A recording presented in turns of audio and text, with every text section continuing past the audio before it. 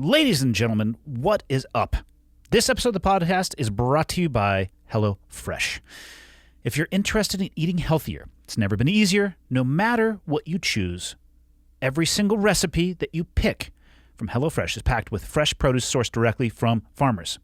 It's great to cook with HelloFresh, America's #1 meal kit, and they're offering you, the listener, 12 free meals, including free shipping, when you go to hellofresh.com/clearedhot12 and use the code clearedhot12.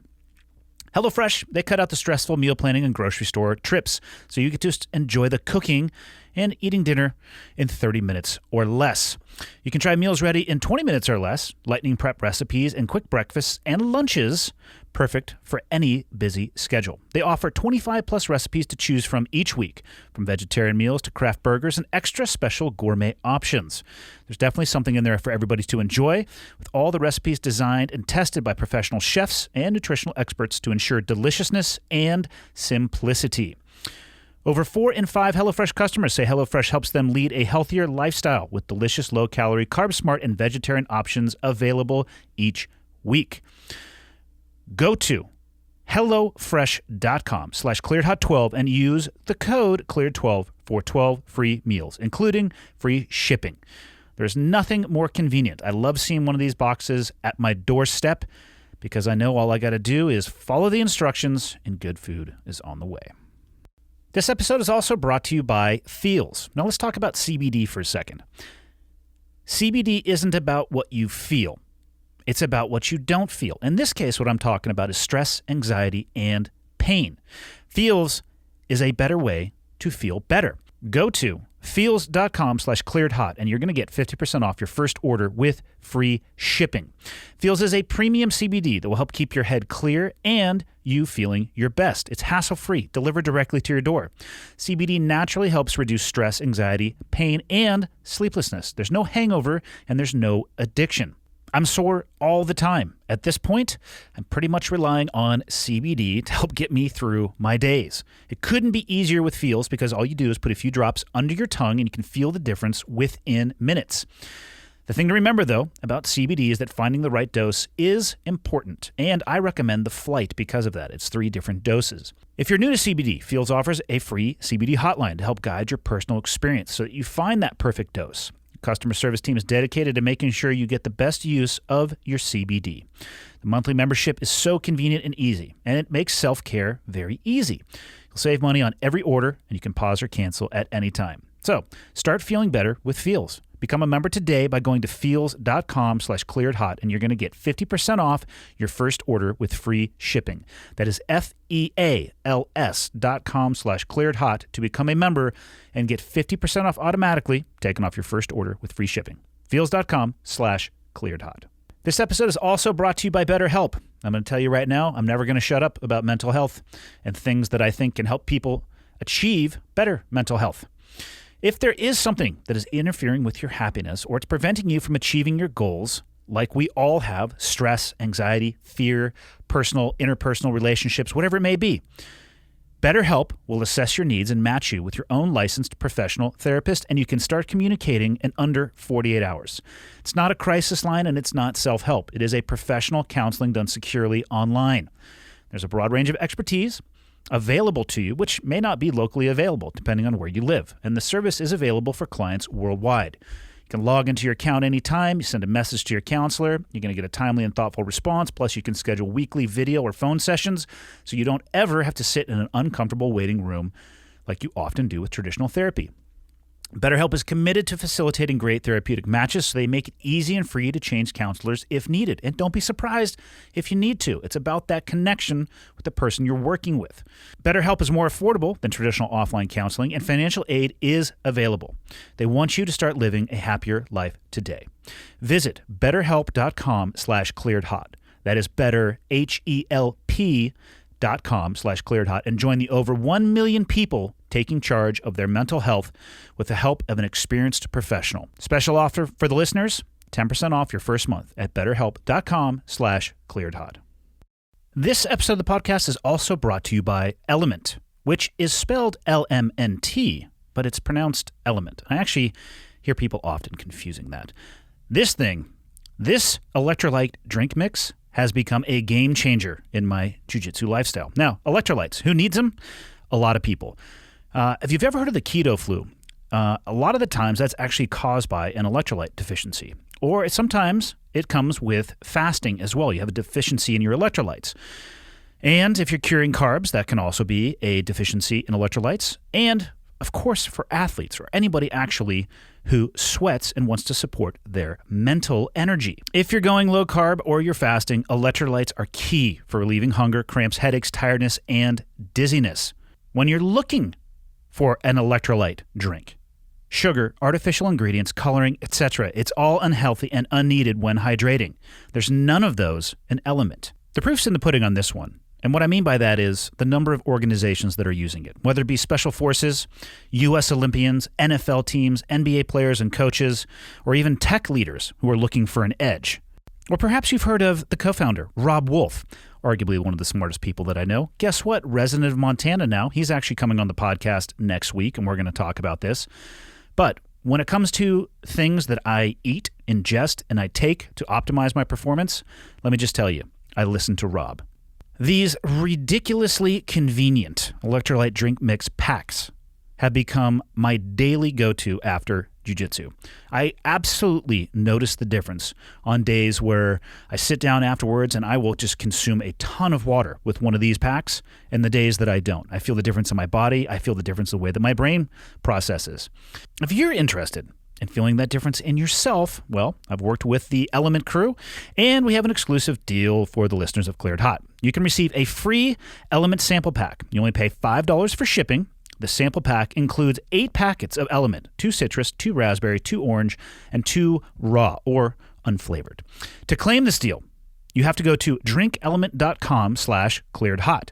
This deal is not available on the regular website. So, drinkelement.com/clearedhot. I am loving Element every day, and I think you will too. Get your free sample pack now.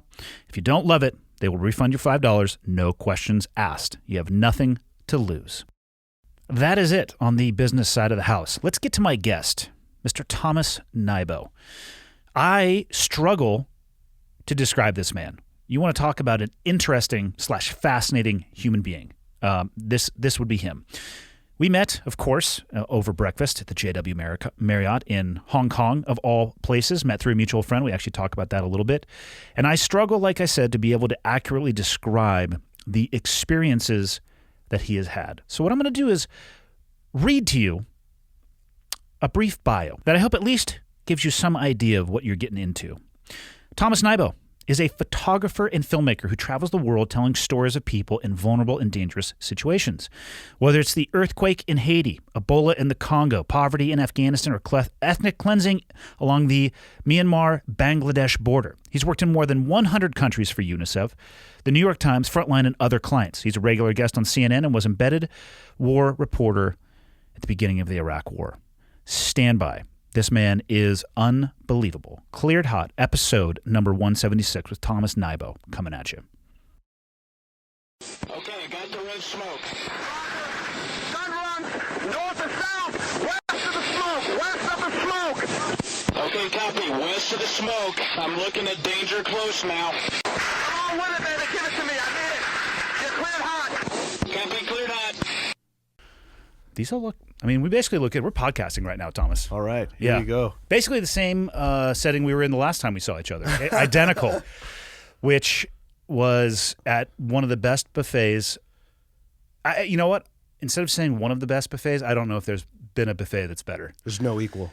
JW Marriott, Hong Kong, where you and I met through the gracious introduction of our friend, Simon Moore. How did you two meet, actually? So Simon and I go way back. We actually started at CNN at the same time. And for clarity, I struggle picturing him at CNN. That's the beauty of Simon. Simon's a really smart guy, but he's freaking hilarious. And right away, he was taking the piss out of me, and I'm like, who is this cheeky bastard, right? And I'm like, we became great friends, working crazy shifts. We played music together. He plays guitar. I played drums. We played basketball every week, and yeah, we just clicked. And what were you guys doing there, though? So we started out as writers. And even when you start as writers, when you first show up, they make you train by running the cameras and the teleprompter, and then you pass a writing test, and then you're a writer and a producer. And by writer, you mean writing what the news personalities are saying. Right. And even then, it's kind of rewriting. So you take all the wire copy, all the background, and then you've got to condense it into kind of broadcast format. Yeah. So, this is the latest and make it sort of more immediate.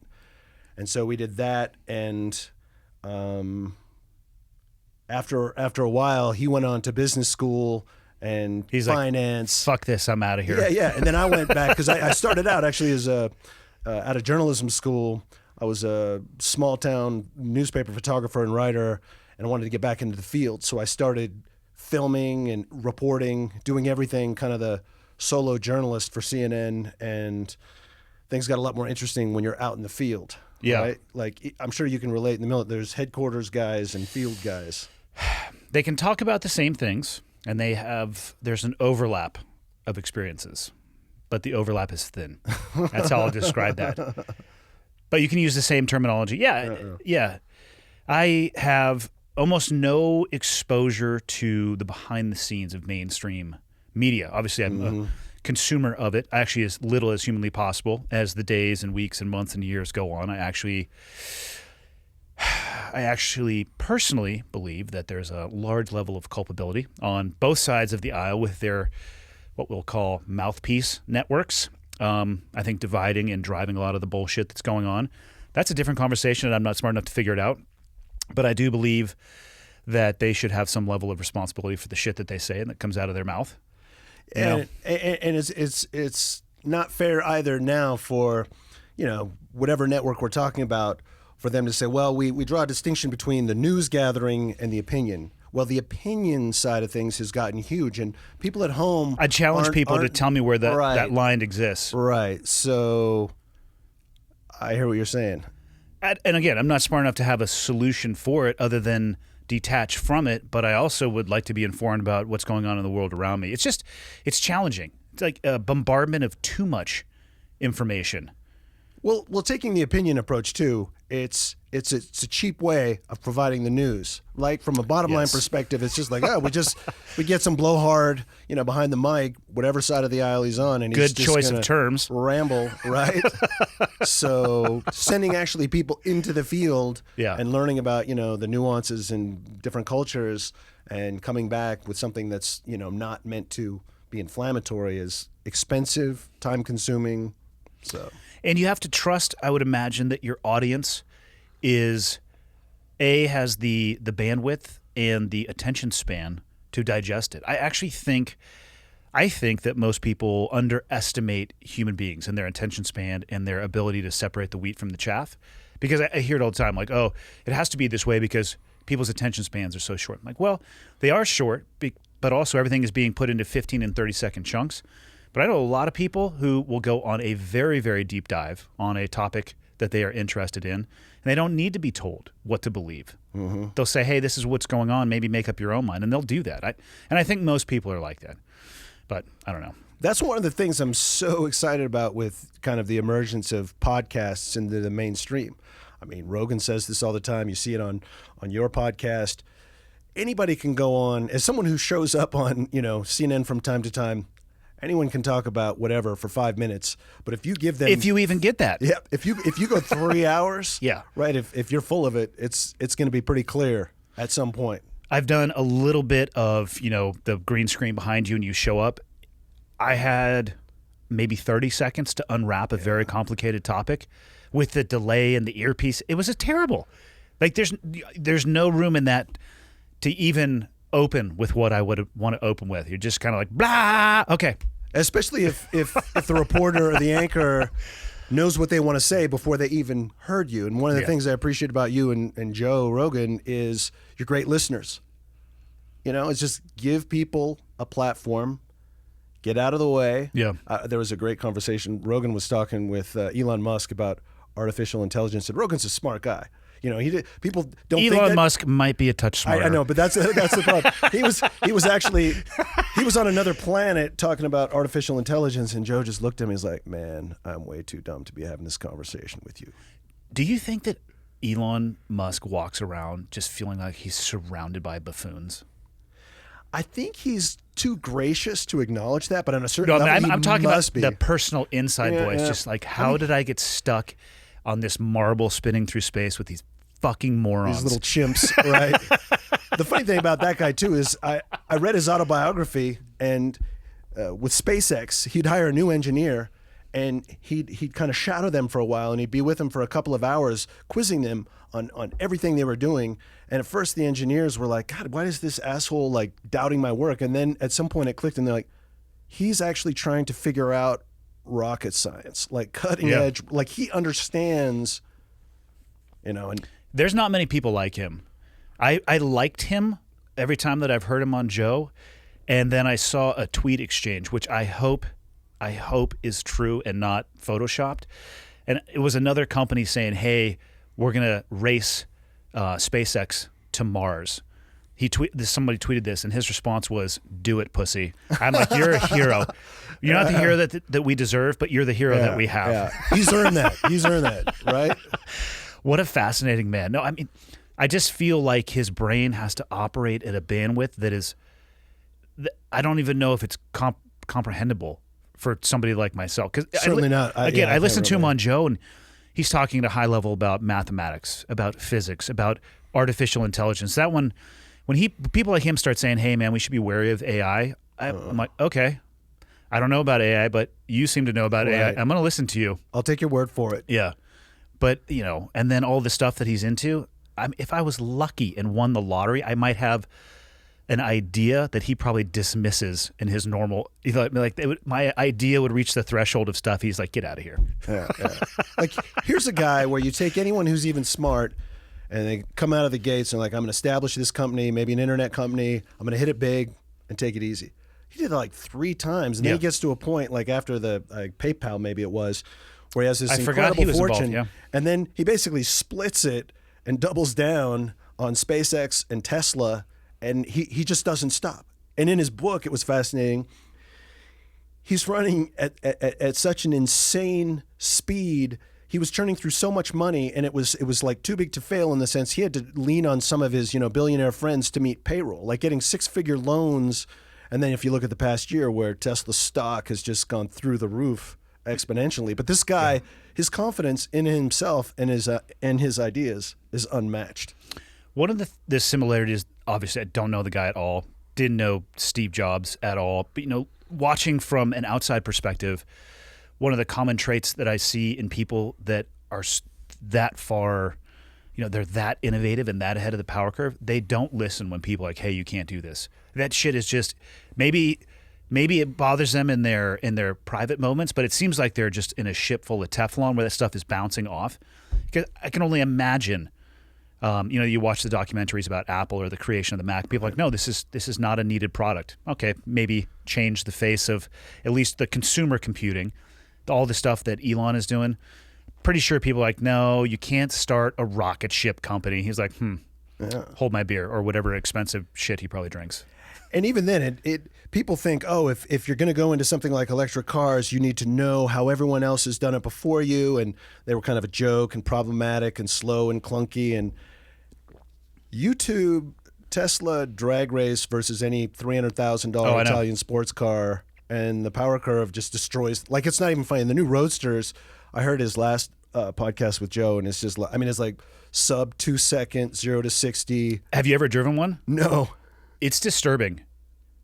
First off, eerily quiet, because the only fluid in those things is actually the windshield wiper fluid. The amount, when you hit that gas pedal, you would think that it should. You're used to, like you said, a 300, or a 6-figure, Italian race cars. It's going to sound very throaty right at the exhaust. None of that. It just presses you into the back of your seat. And the last time I did it, I hit the gas pedal. I didn't even actually want to look down to see how fast we were going, because I didn't want to take my eyes off the road. That's how fast that thing picked up on speed. Unbelievable. Here's one of my favorite Elon Musk stories too, that just shows you how far ahead of everyone else he is and how little he cares about conventional thinking.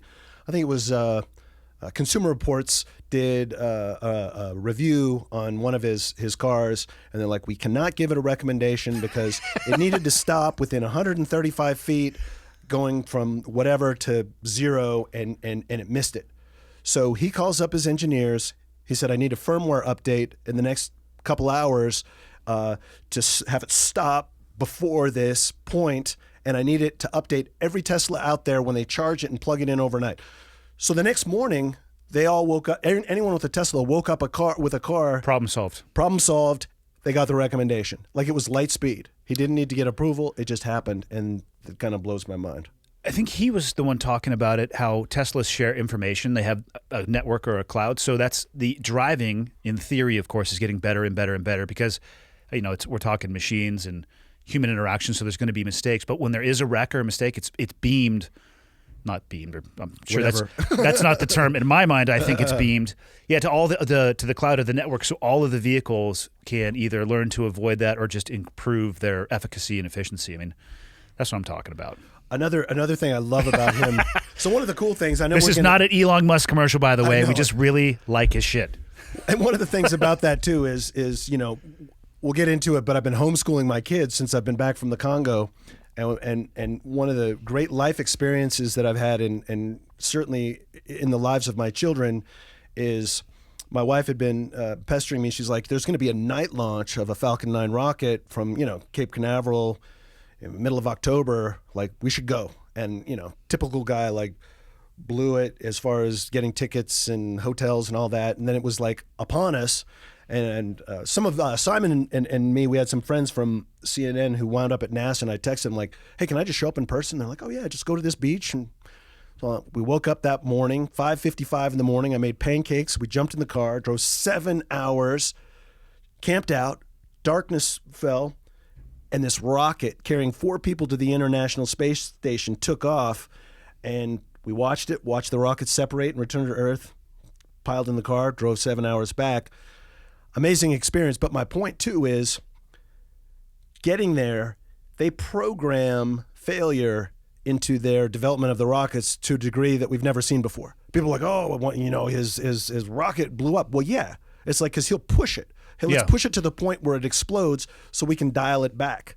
He's not a 60% guy. No. He's pushing the 98, 99. He's pushing the boundary and threshold, if you will. So, what a great science lesson for the kids too. Oh, it's so true. And if you want to launch into the homeschooling. Let's get to the homeschooling. Okay. First off, so we've been obviously communicating back and forth. At some point, I'll probably just read the message you sent me last night because your bio is ridiculous. But what got you into journalism? I mean, let's start back at the beginning. Where are you from? So I'm from Montana. Born in Bozeman, grew up in Helena, lived for a while in Missoula. And I've always been interested in stories. Not necessarily nonfiction or fiction, and even in high school, I took a creative writing course at the local college there and was like, this is cool. I'm going to go to college and I'm going to do what it takes to become a novelist.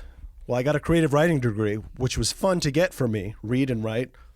Nobody wants to hire an aspiring novelist, right? Tough field to crack. I stuck around an extra year and got a journalism degree and wound up shifting to nonfiction. And that was my path. Wound up, my first job out of school was a small town newspaper in eastern Montana along the Rocky Mountain front.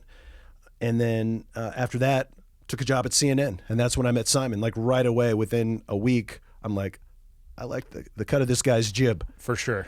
And just condensing my story. So I stayed on staff for 7 years, got bored at one point and was going to quit because I was in headquarters and took my 6-month gap year, I like to call it, when I turned 28. Said, I'm just putting things on hold, go live in Central America, Mexico, and Cuba, and learn Spanish. Had you traveled internationally before that? Very little. In fact, the one big excursion I had when we were in university, some friends and I were really into whitewater kayaking, and it was our first winter, and we were kind of going crazy, and we got a copy of Paddler magazine that had a picture of someone kayaking over 30-foot waterfalls in some rainforest in central Mexico. And I'm like, we're going. I literally rented out my room. We sold all of our stuff. My buddy Shecky, said, I'll drive down. And we piled everything in, bought a high 8 video camera in a waterproof case, and drove to Mexico, 2,000 miles. And we shot this. It was what I like to call a spectacular failure. Nothing ever happened with it. I still have the tapes if anyone's listening. So anyway, that was the first real international experience, and we just kind of went out without a net, shooting over these 30-foot waterfalls, had an amazing time, came back. So that was the extent of my international travel. It had been in my blood, but it was like, man, I was just ready to get out there and being on my own on a limited budget. Like I left with $6,000 in, I'm so old, traveler's checks and a mountain bike. Not many people are going to remember traveler's checks. Well, it was pre-cell phone, very sure. little. There was a little bit of, their internet cafes. I mean, I wound up in Cuba. I spent the summer in Cuba. At the end of it, I literally had less than $10 a day for everything, and it costs at least $15 a day for a room. But I had met this Norwegian journalist studying Spanish in Guatemala, and he's like, "Oh, here's the name of some Cuban doctors. They'll illegally rent you a room."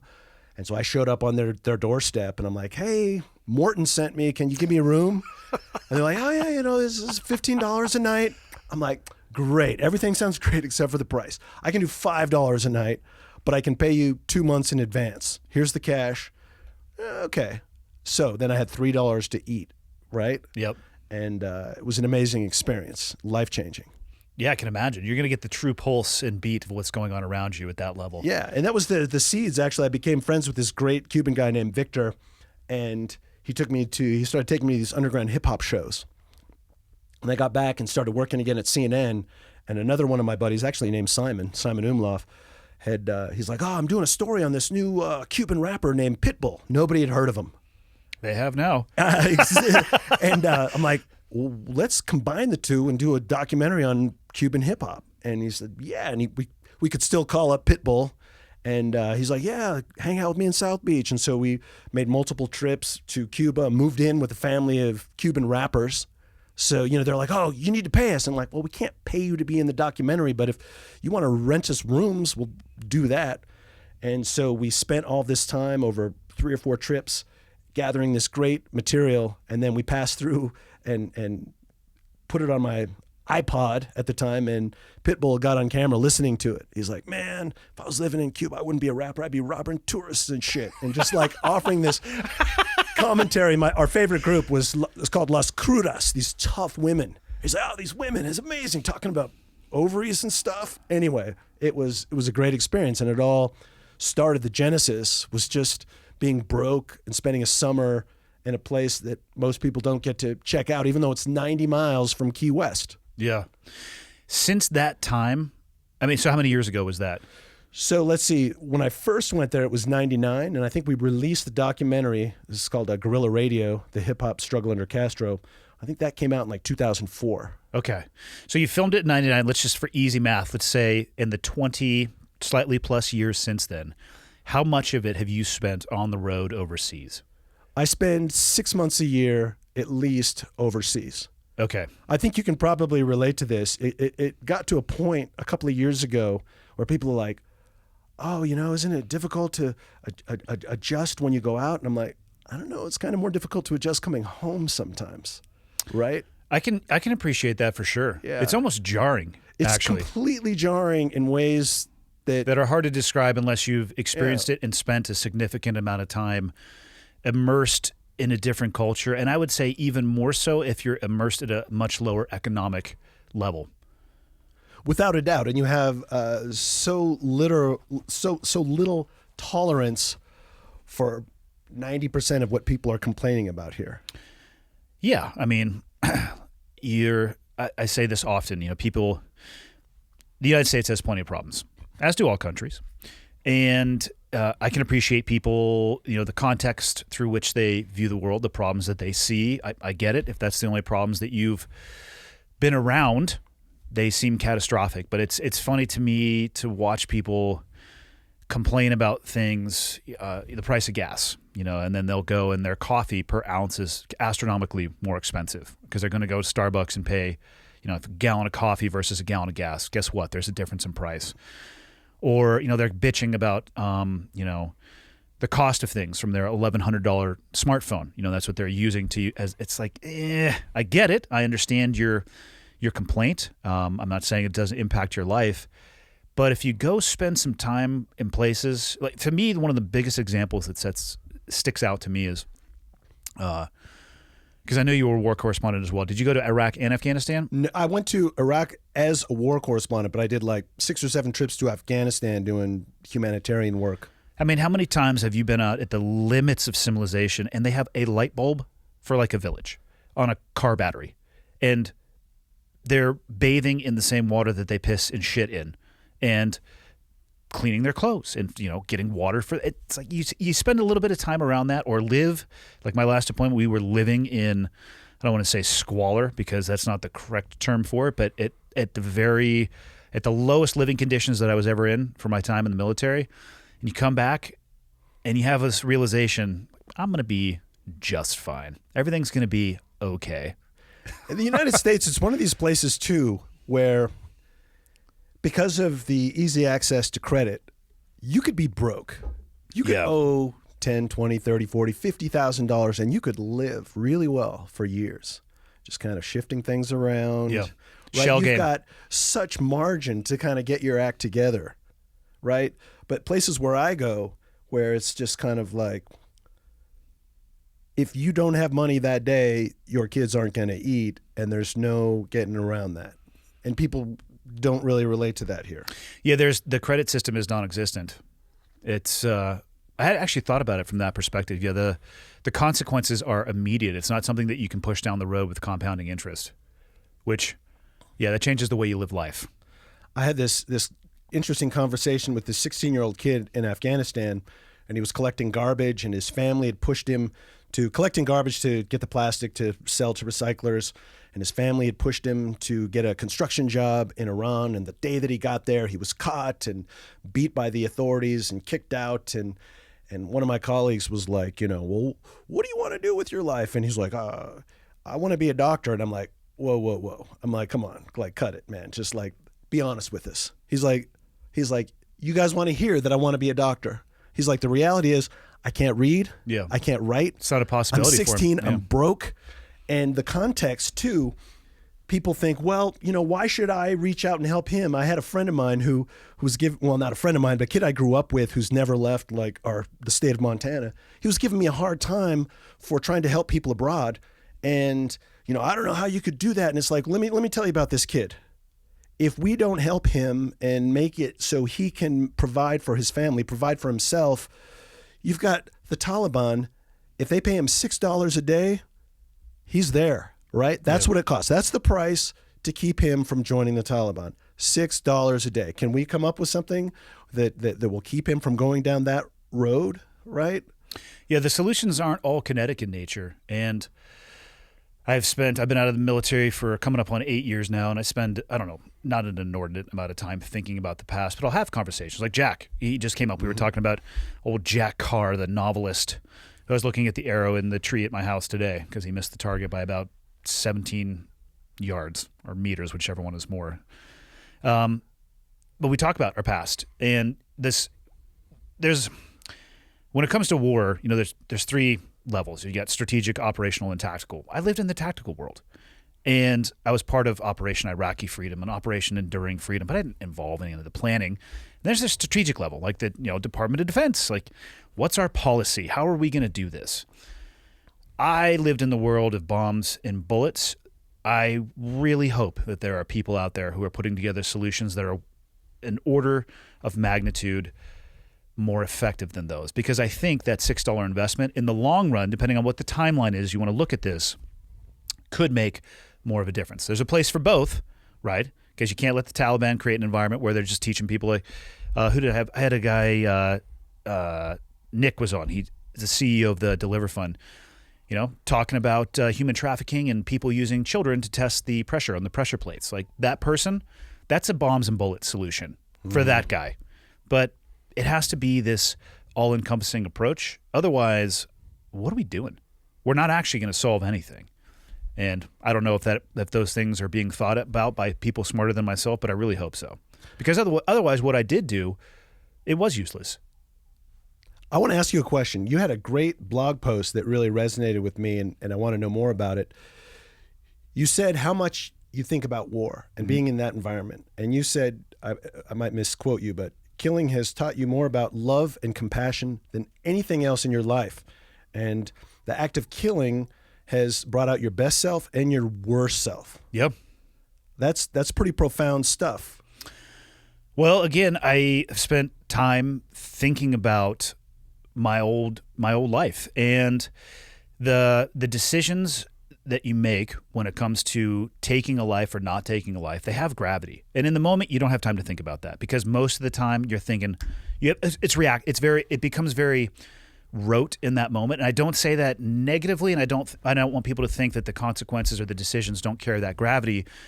But if you come around a corner and there's somebody with a gun, you're not thinking about what that person, is this somebody who just stumbled up in the middle of the night and grabbed a gun and came outside? Especially as it's coming up at you, like, is this a jihadist or is this a dude who just stumbled out of bed? I don't have time to think about that. So it's very black and white from that perspective. But you spend enough time in that world and you see the consequences. I remember the first person I ever shot was a kid running up a set of stairs with an AK trying to protect his dad.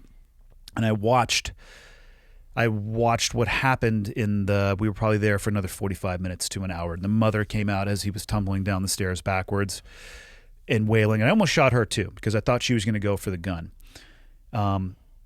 And seeing directly, and I didn't think about it much in that moment because, again, I turned around and saw a figure with an AK running up a set of stairs, and I knew one of my buddies was up there. No chance to think about anything like that. I do remember thinking in my head, slightly smaller than normal body size, and I would put the age of the kid at maybe 13 or 14. He had peach fuzz on his upper lip. Then I would make the same decision given the same information, but for me, looking at my sons and thinking about would they take the same action if they heard me on a roof, not that I sleep on the roof, but if I reverse that situation, would my sons do everything that they could to try to run to my aid as well? And they absolutely would. And it allowed me to take a pretty deep sounding on, my beliefs. I think I love my children more and life more because of that moment specifically. I see that young man in my kids every time that I'm around my sons, and not in like a flashback perspective, but I remember that it happened every day. Like I said, I wouldn't change the decision, but it allows me to love my sons more, to have an appreciation for life more. And then there's the other side of that is you go on target and things don't go your way. Maybe one of your friends gets hurt or killed, and you can turn that energy towards hatred and killing for the wrong reasons.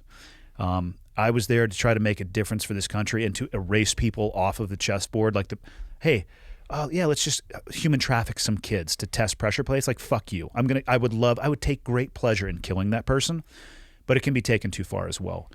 And some interesting conversations with yourself later in life. Like, Who am I as a person? How deep down that rabbit hole could I go before I lost control?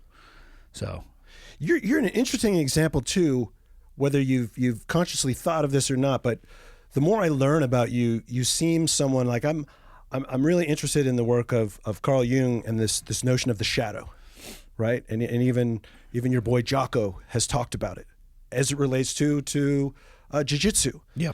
But this kind of darkness, I think that's kind of, I think, within, and as he thinks, within everybody, kind of this unknowable part of ourselves, and embracing it, and which helps us kind of become self-actualized. You seem a really great example of that. Like, you're not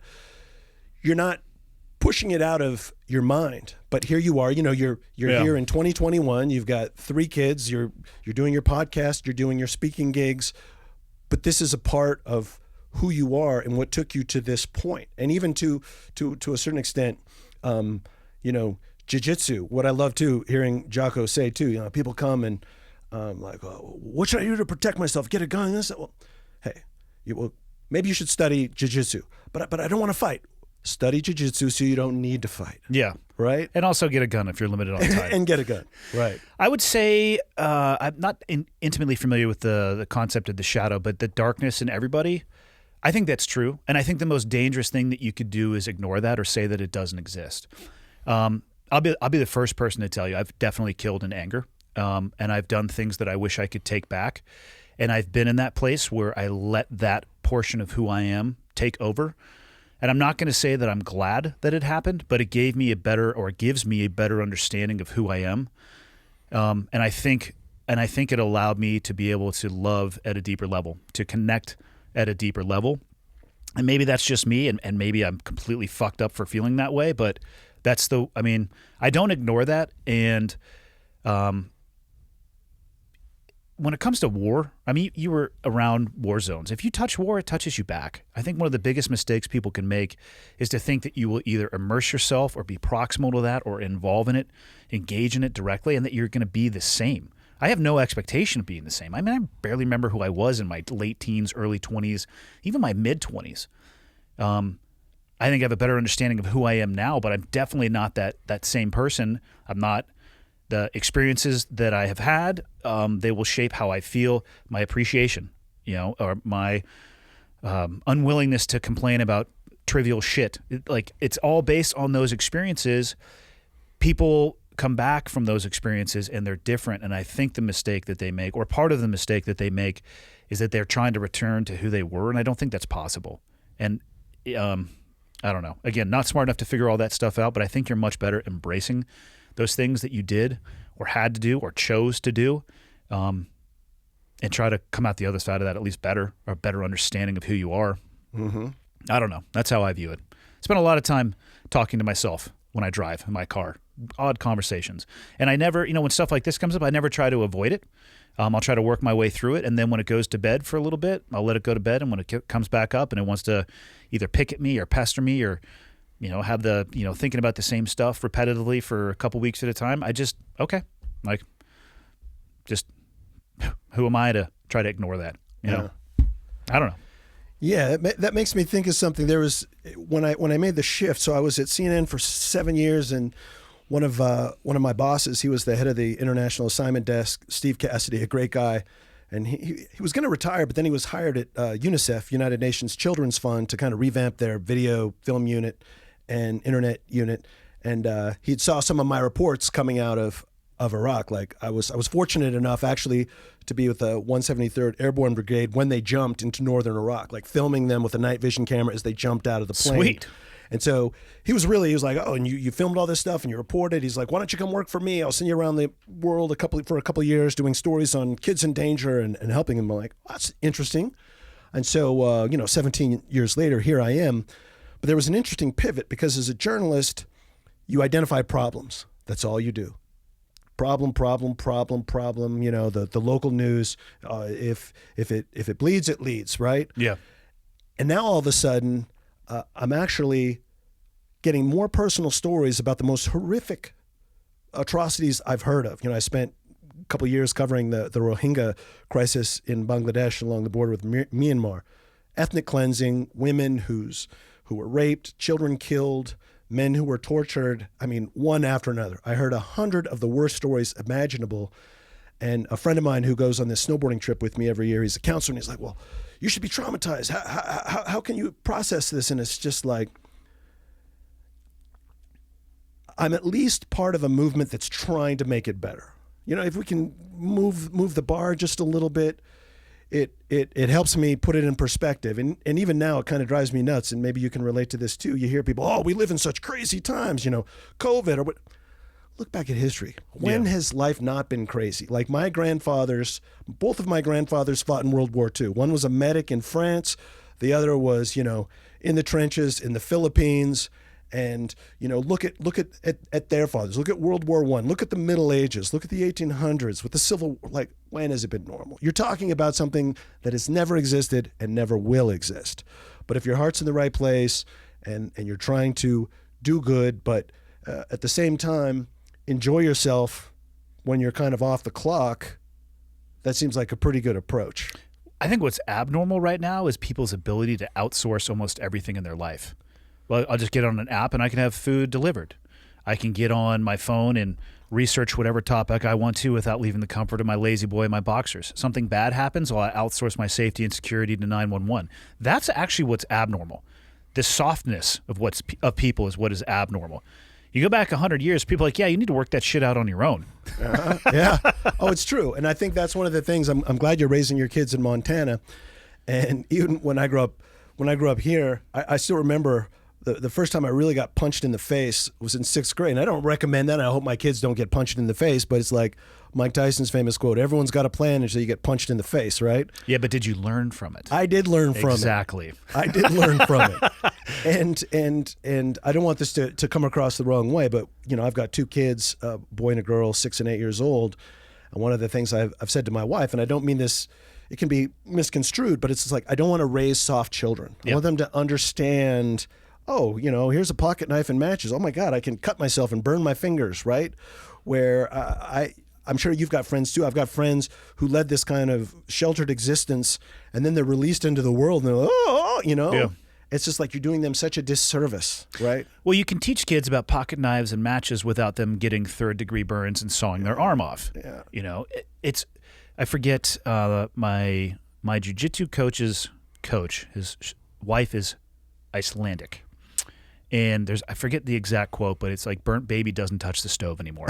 Something along those lines. I think I nailed like 62% of that quote. But the point being, the mistake being made is a teacher for the future. I don't think it's a good idea to shelter your kids from anything. Failure, success, you know, the ups and downs of life. To me, that is what prepares them to actually leave the nest, if you will, and go out and live a successful life as a contributing adult in society. Without a doubt. Without a doubt. That's what I would hope. So 2001, you were still working at CNN? I was. In fact, I remember I had CNN on. I was off that day. I was living in Atlanta, working at headquarters, CNN Center. I had the TV on. I watched the first plane hit the first tower. I was watching it when the second plane hit, and I'm like, wow, we're going to war, right? Yeah. Like I just jumped in my truck, drove to CNN Center, and at this point I was trying to establish myself as a solo journalist, filming, reporting, editing on my laptop. And they looked at me, and I'd covered some wildfires by myself out in California. And they said, hey, we're sending a Suburban up to New York City. Like, grab your stuff and get in the car.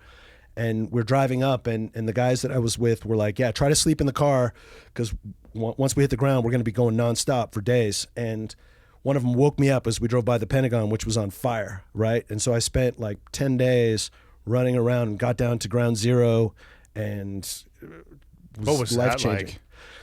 It was the smell. I mean, it was just kind of overwhelming. I mean, New York City is one of the great international cities, one of the great cities of America, and to see, you know, just this pile of rubble and the smell is what really stuck out to me. And I mean, it was but at the same time, the first story I actually did, as soon as we got in, was just like some candlelight vigils, and these hardcore New Yorkers were like, yeah, normally I'm a misanthrope. I hate people, but I kind of need to be around them and kind of come together. So there was that energy, which was palpable, but at the same time, just to see these kind of skeletons of the buildings, even the way that they were designed, it was just what remained was eerie. And then to see that evolution, and then to wind up, you know, going in with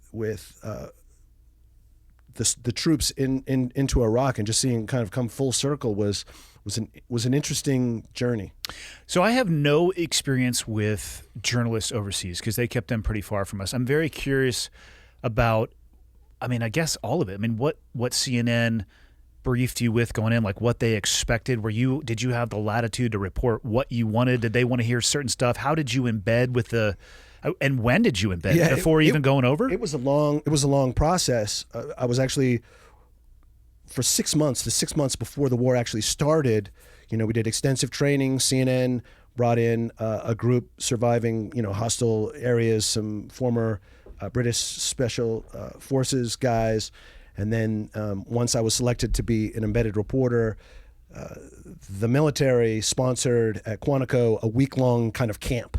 You know, just so you don't get yourself in trouble, and by extension, the troops that are with you in trouble. As far as editorial control, CNN was just like, you know, play it straight.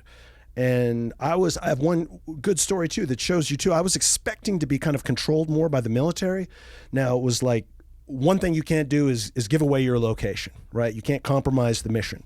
And if you remember, Geraldo broke that rule by scratching in the sand. We're right here, and they kicked him out. So that was the big rule. And, which I feel like he should have known. Yeah, come on. You know, I mean, even just for your instinct for survival, you might not want to broadcast to the world that I'm right here and I'm going right here. Yeah. But here's a great example. There was an information officer who was with us, and we kind of coordinated through him, but they were largely hands off. It's kind of like, we're going to trust you until you give us a reason not to. And I was in the north, so it was a very different experience. I mean, the Kurds, when we went into like Kirkuk, it was like the liberation of Paris. I mean, they'd been fucked over by Saddam for so long that they were like, yes, right? Like, so it was a very different experience. And there was actually a cache of weapons, and it tested positive for like a chemical or biological agent. And the military said, hey, initial test, this tested positive. I said, okay. And I cleared it with CNN, and I went to air. I mean, you can Google this. And it was like, ooh, they found it. And to the credit of the military. So, I mean, I owned that story for a couple of days, like around the clock. Like, this is what they found. And then while I was on the air, the Army sent someone over and said, follow-up tests, negative. It's not what we thought it was. They came out. I mean, it was political reasons. It would have been exactly what they were looking for, the so-called smoking gun. But they were transparent about it. As it happened, they told me, I told the world. And so I had a faith. There was a good relationship. I mean, there were a lot of people who were like, oh, fucking journalists or whatever. But it's like, that's to be expected, right? So I'm not there. It's kind of like raising kids, maybe. It's like, I'm not there to be your friend. You don't need to be my friend. Let's just kind of get through this together. I'm here to report on what I see. And yeah. How long did you stay with them? I was only there about 5 or 6 weeks. Yeah. Did you ever go back? I never went back. I mean, I would have. It's funny because that was 2003, and it was probably about a year later where I started doing work for UNICEF. So, and at that point, a lot of my friends who were also embedded, it was just like not the exciting mission. Like, funny enough though, you're stuck at some base just to have kind of an ass in the seat in case something goes down. And one of my friends, Alfonso Van Marsh, was the first one who saw a group of soldiers celebrating, and it was when they found Saddam. So he like broke that story. That's the exception. I mean, I knew people who were just there for months, just kind of manning these outposts. And you know how it is in the military. Everyone thinks it's like, like a Tesla shooting off the line, but it's just like you sit around, you plan again, and it's just like a little bit of action.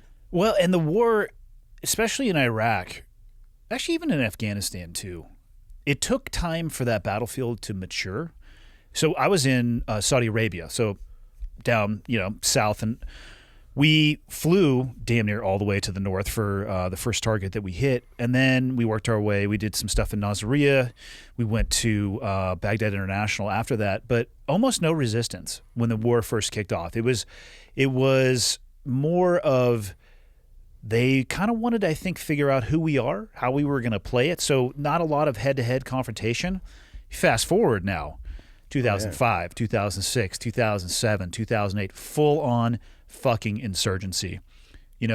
Legit cells of very committed and devout people. Iranian influence when it comes to the types of explosives, the penetrating devices that they were using on people. When I first, and then, you think about Afghanistan too. When I first was in Afghanistan in 2002, we would drive around in thin-skinned vehicles. Yes, of course, it was one of the most highly landmined countries in the world. We weren't driving out there. So, thin-skinned vehicles. Fast forward to 2010, you're not going anywhere without, tens of tons of armor around you because the IED threat had just gone through the roof. So both of those theaters, I could see being a little, boring in air quotes when they first began, but I bet the experience, had you gone back in like 06 to 09, holy shit. Without a doubt. I mean, exponentially it changed. I mean, especially my experience in the north was completely different. There was very little resistance. In fact, there was very little resistance throughout the entire country for those first few years. I remember we were pushing on to Kirkuk and expecting a fight, and when we got there, we went into an Iraqi base. And you could tell the story. There was like a half-eaten piece of bread. You could see him drop it. You could see the beret that was thrown off. You could see the jacket. You could see the boots. I still have the shirt and the beret. Like it was the story. It's like reverse stop-motion animation, right? And they're gone. Yeah. Right? They're still watching, but they're no longer manning the post. And like I said, they came back with a vigor in those later years. It was full-on jihad, substantially different. And then, anybody who wanted to fight an American, they knew where to go so they could get their kinetic knowledge base higher. And as soon as we think we've got it figured out, they'll take it to the next level. my first trip to Afghanistan, I was picked up at the airport in an armored Land Cruiser. And I remember tapping on the glass, and it had this hilarious former down Israeli... in Kabul? In Kabul. Yeah. Special Forces guy who was my driver / security guy. And I tapped on the window, and I'm like, bulletproof. He's like, we'll withstand the shots of 3 AK-47 bullets. And I'm like, only 3? And he's like, presumably we would be moving very fast. But later, I was on another trip, and one of my colleagues was like, we've got this armored vehicle. I'm like, well, you know what happens, right? It's just like the plates and the doors and the glass is so fucking heavy, you've got this crack. So if we're stuck in traffic, they'll jump on and pour gas in and set it on fire, and then we're trapped. And I'm like, oh, right. Pros and cons. Yeah, right. Highest stakes chess you're ever gonna play. Yeah. We eventually just stopped driving on the roads. We would take very highly capable off-road vehicles, and we would try to drive places where nobody would think you could take a vehicle. So the threat to actually vaporizing was lower, because it was. I think in 2010 we were there 3 days and hit an IED in one of the MRAPs, which completely isolated it. We had to sit there, overwatch it, and watched as within sight. It was actually ridiculous. Within sight, they were trying to emplace another IED on a road. Classic story for any of you out there who want to get into the IED scene. Remember where the pressure plate is, and remember whether or not you've armed it. Because this older dude was teaching a younger guy. They were burying it. He scooted over and activated his own IED while they were both looking over the top of it. It was fucking glorious, because that's what you get if you're going to do that type of shit. But that's how fast the game was. You could see it. They're like, oh, boom, these guys, there's probably going to be another force that's going to come to try to recover this vehicle. Like, damn, okay. Like, we need to evolve. Otherwise, we're going to end up getting just vaporized. One of my favorite field stories from the Andy Stumpf Joe Rogan diary. Oh God. Was I remember when I was with the military, they were like, here's the javelin. And then I heard you talk about it. Yeah, you got a javelin. It's just like, the insurance like, nah. Mm-mm. But again, why did the javelin work? 1, because it's awesome. But 2, they had learned that the effective range of 5.56, which most people were carrying, a couple hundred yards at most. And they're shooting 7.62. They're shooting back PKMs, and they put Dishkas on the back of trucks and stuff, but they're lobbing in, a belt-fed 300 Win Mag, essentially, from 1,000 yards to 1,200, 1,500. And they would stand out in the open because they knew, other than a few sniper rifle platforms, there's nothing that could reach out and touch them. So it's not that I was very good with that thing, is that they were so conditioned to being able to just lob stuff, and they would stand there like, hey, if you guys could just move a little closer together, I could get this heat signature lock. And then they would, and then, the rest of the story is history. But again, it's an anti-tank weapon. Can you shoot it at people? Yes, you can. Should you? Absolutely, yes, you should, because it's awesome. Are you ever going to follow in your boy Jack Carr's footsteps? My God. No, I'm not going to. Well, first off, Jack Carr writes fiction, which I can get behind. I get asked about books all the time, and my honest answer has to be no, because what would I write about? So there I was doing things that a lot of people had done before me, in places that a lot of people had been before me, and it would just go onto the shelf in a bookstore somewhere, surrounded by other SEAL books. Like, what do I have to add? How about the fiction? Fiction. I don't know if I have a creative enough mind to put together, like, he's on that was his 4th book. That's his first one, but I had his 4th in the car because I just finished reading it. But he's got like a 5th, 6th. I don't have that. He's a machine. He is. And he's had that desire his whole life. Sometimes I think I have a more creative imagination than some, but not that creative, and especially not to put the framework out to do a book. So for me, I don't think so. I think the best I can do, and what I try to do, like how I met Simon, is to sit down or stand there, depending on what's going on in the presentation, and try to take my experiences and the most important thing about my experience and my experiences is that I was able to make it through them because of what I was taught by my mentors. And that stuff was taught to them by their mentors in a peacetime environment, and their mentors, and so on and so forth, probably back all the way to the days of the Romans oiling up and fighting each other. That, to me, is valuable. But those books have already been written, too. And there is power in reading those books. I love Jocko's books. But I also think there's more power in sitting there and being able to have a conversation with somebody, because I'll go in with Simon, and he'll take me to, a variety of the clients that they have, and it's a smaller engagement, maybe 3x the size of this table, and there'll be 20 people there. And the questions that you get are much more tailored And you just can't get that from getting a book. So I would rather try to pass those lessons and that knowledge on than sit down and try to commit it to a piece of paper. Because I also like the fact that you can evolve the delivery vehicle as opposed to once it's done, you're like, well, unless I guess it's a digital format, you can change as you go along. It's just not in the cards for me, I don't think. One thing I'm really curious about my kids, by the way, think you're like an action figure. Like I had to Make sure explain, that you explain to them that I am not. Yeah. You know, set the world record with the wingsuit. You know, he can fly jets. You know, former Navy SEAL. My kid's now snowboard, so he's not just a snowboarder, but he's a splitboarder. If you're gonna do one, you need to do both. I know people. But I'm curious about, here you are back, in civilian life. What or who inspires you? Maybe on a daily basis. Like what does it for you and gets you excited about getting out of bed in the morning? By the way, I have to say, one of the most hilarious tweets I think that you did, for anyone who knows Jocko, like he gets up at 4 something. Yeah. And I think you got up, up before. For about a week, I was needling him. And I let him know that I was going to do that, but his followers have no sense of humor. They're just like, you can't say it. I'm just like, wow. That's hilarious. Twitter's not the great medium for me. What motivates me? I like the fact that I can get out of bed. My body has some miles on it. I have had more interesting experiences than some and far less than others. And that's true of my military career as well, because people always want to talk about combat and all that stuff. I'm just like, listen, I've done more than some and far less than others. And I don't want to ever tread on that. So it motivates me to get up and try to figure out ways to move past it and to figure out what it is that I'm passionate about. I never thought, so I've been at the podcast, this will be episode 176, 52 a year. Like we're coming up on, and I wasn't that consistent in the beginning, so it's probably close to 4 years as opposed to the 3. But I never thought in a million years that I would enjoy it as much. But the chance to sit down and talk to people who have traveled the world or talk about things that inspire them or empower them, like that's motivating to me. I don't know how many times I got Kyle Carpenter's book, sitting over there under the statue of David.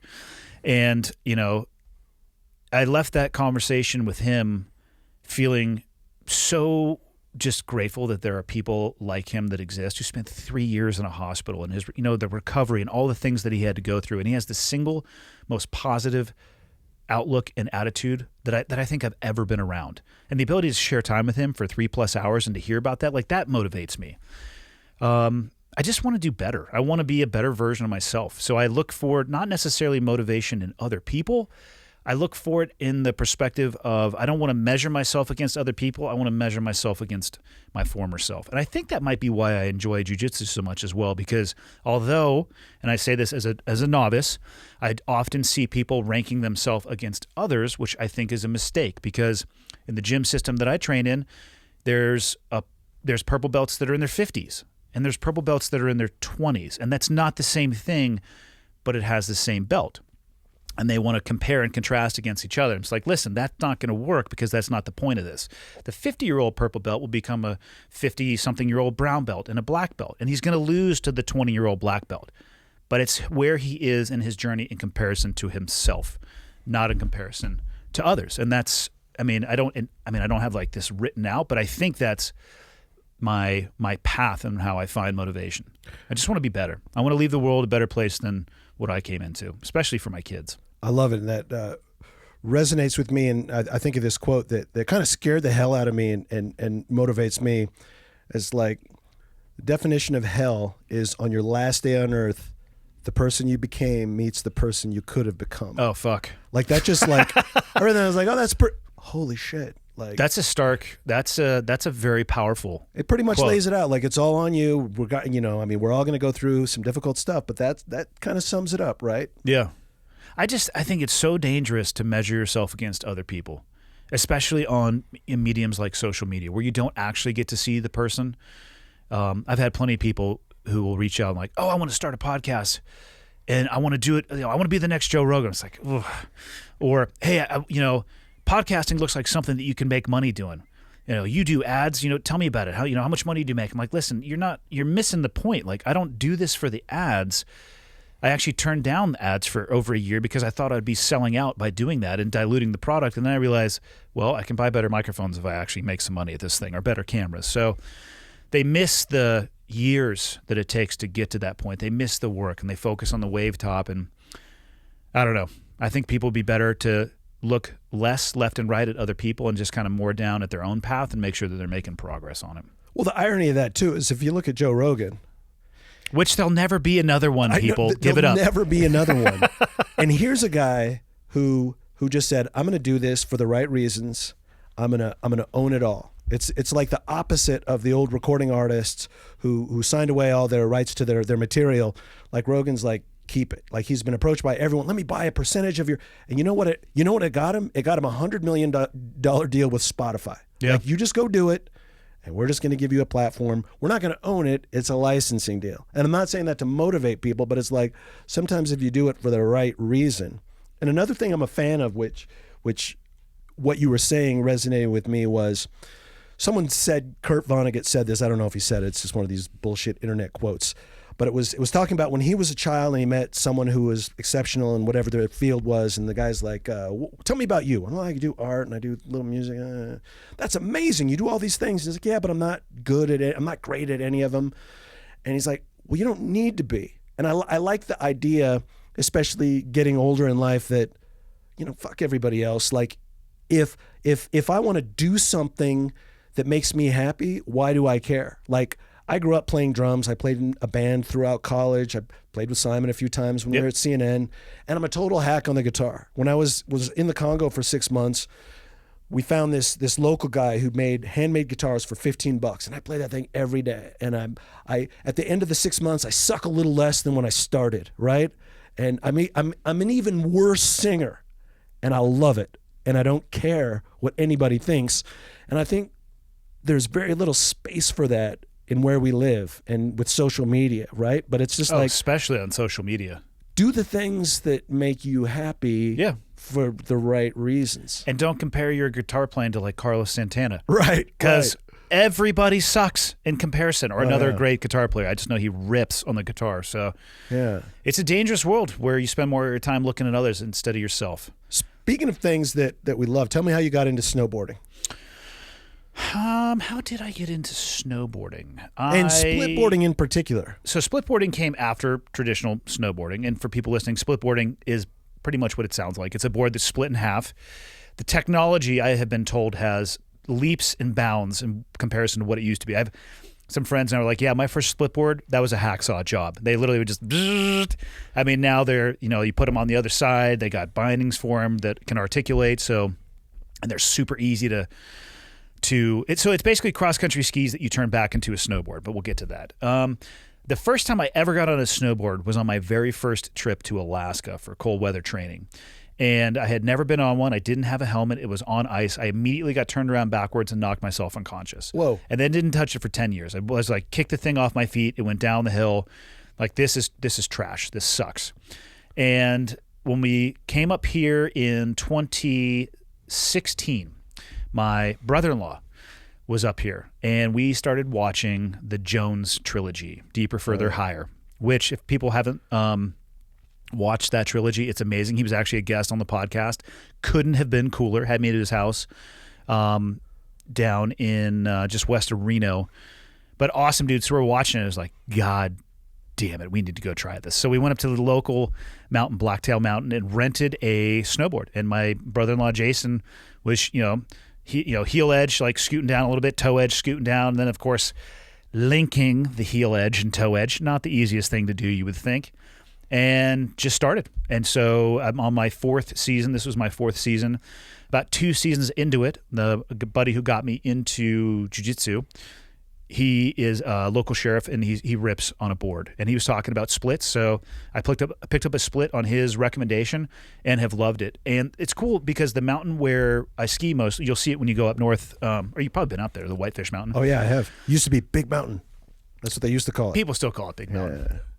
There's some runs where you can literally, there's a little beacon transponder there to make sure your stuff's working. You can zip right underneath it, and then it's maybe a 5-minute skin at the bottom, so you can get some awesome, I'm going to call it side country, not necessarily back country, but you're choosing your own path. You know, you can flatten out if you're not paying attention, but then a bunch of practice of breaking your board from downhill riding to uphill, skins on, and then you can scooch to a lift and do the thing again. So that's been cool. I've done a day of heliboarding, which was amazing. I took my split on that just in case I got bottomed out somewhere. And I've done a day of cat, but it is, I mean, again, it's another one. How do you even describe it? I mean, it's tough. Yeah, it's about my favorite thing in life, and it's funny. My life is set up in such a weird way because I'm gone and then I'm back, and I felt kind of an opening with this COVID, and everyone's just kind of struggling. You know, oh, my kids are miserable and trying to do this Zoom thing, and I'm miserable, and my wife is pretty cool and just rolls with it, and it's like, well, we've got this lot. We're going to build a house at some point in Atlanta, so we sold the house we were in, and I'm like, well, let's move to Utah for the winter, and normally I'll get in, 10 days a year, and now I've got 50. And which is awesome. We're getting 8 inches of snow tomorrow, and so Really? I'm going to ride out the season. Last day at Powder Mountain where I go is April 11th, and then I'm going to do backcountry stuff for 9 more days. And this year I got my first split board, a Jones split board. I was super excited to see Is there any other kind? Jeremy Jones on your podcast. He was the coolest dude too. But I think, I know you grew up in California too. There was a book that I loved called Barbarian Days. William Finnegan. He's a guy who writes serious books for the New Yorker, but his passion, he's like in his 60s now, has always been surfing. And so even when he's not in like Mozambique or whatever, he's chasing waves around the world. And I think anyone who's into something like that can relate to it. And I think, during these times when everyone's kind of, hunkered down, it's just like, I don't know, man. You go there and these mountains are open, and it's been a good reset, and I don't want to go back to how it was. It's been a good reset for me too, and I totally can understand how what we're saying to some people. They're like, "Fuck you, man! I live in an apartment in New York." I'm like, I get it. I totally get that, and I wish that everybody had. I can splitboard out of my house. I can skin and do. I mean, we're not talking like double black diamonds or anything that's crazy, but I can get that walking from my house, and I understand that that's limited for some people. But what I can tell people, if you have the opportunity, seize it, because the reset for me too, like we were talking about before we started recording, and I actually, on Fridays I'll do Q&A, and somebody was asking me, I think this last Friday, about 2020, and basically the question was, I had the best year of my life. Can we take these things into 2021 and beyond? And my answer to that is yes, because like I was saying before we started, you don't have any control over what happens to you largely, but you can control how you receive it. At the end of a year of a pandemic, you could be in the single best shape of your life, the healthiest place you've ever been, both physically and mentally.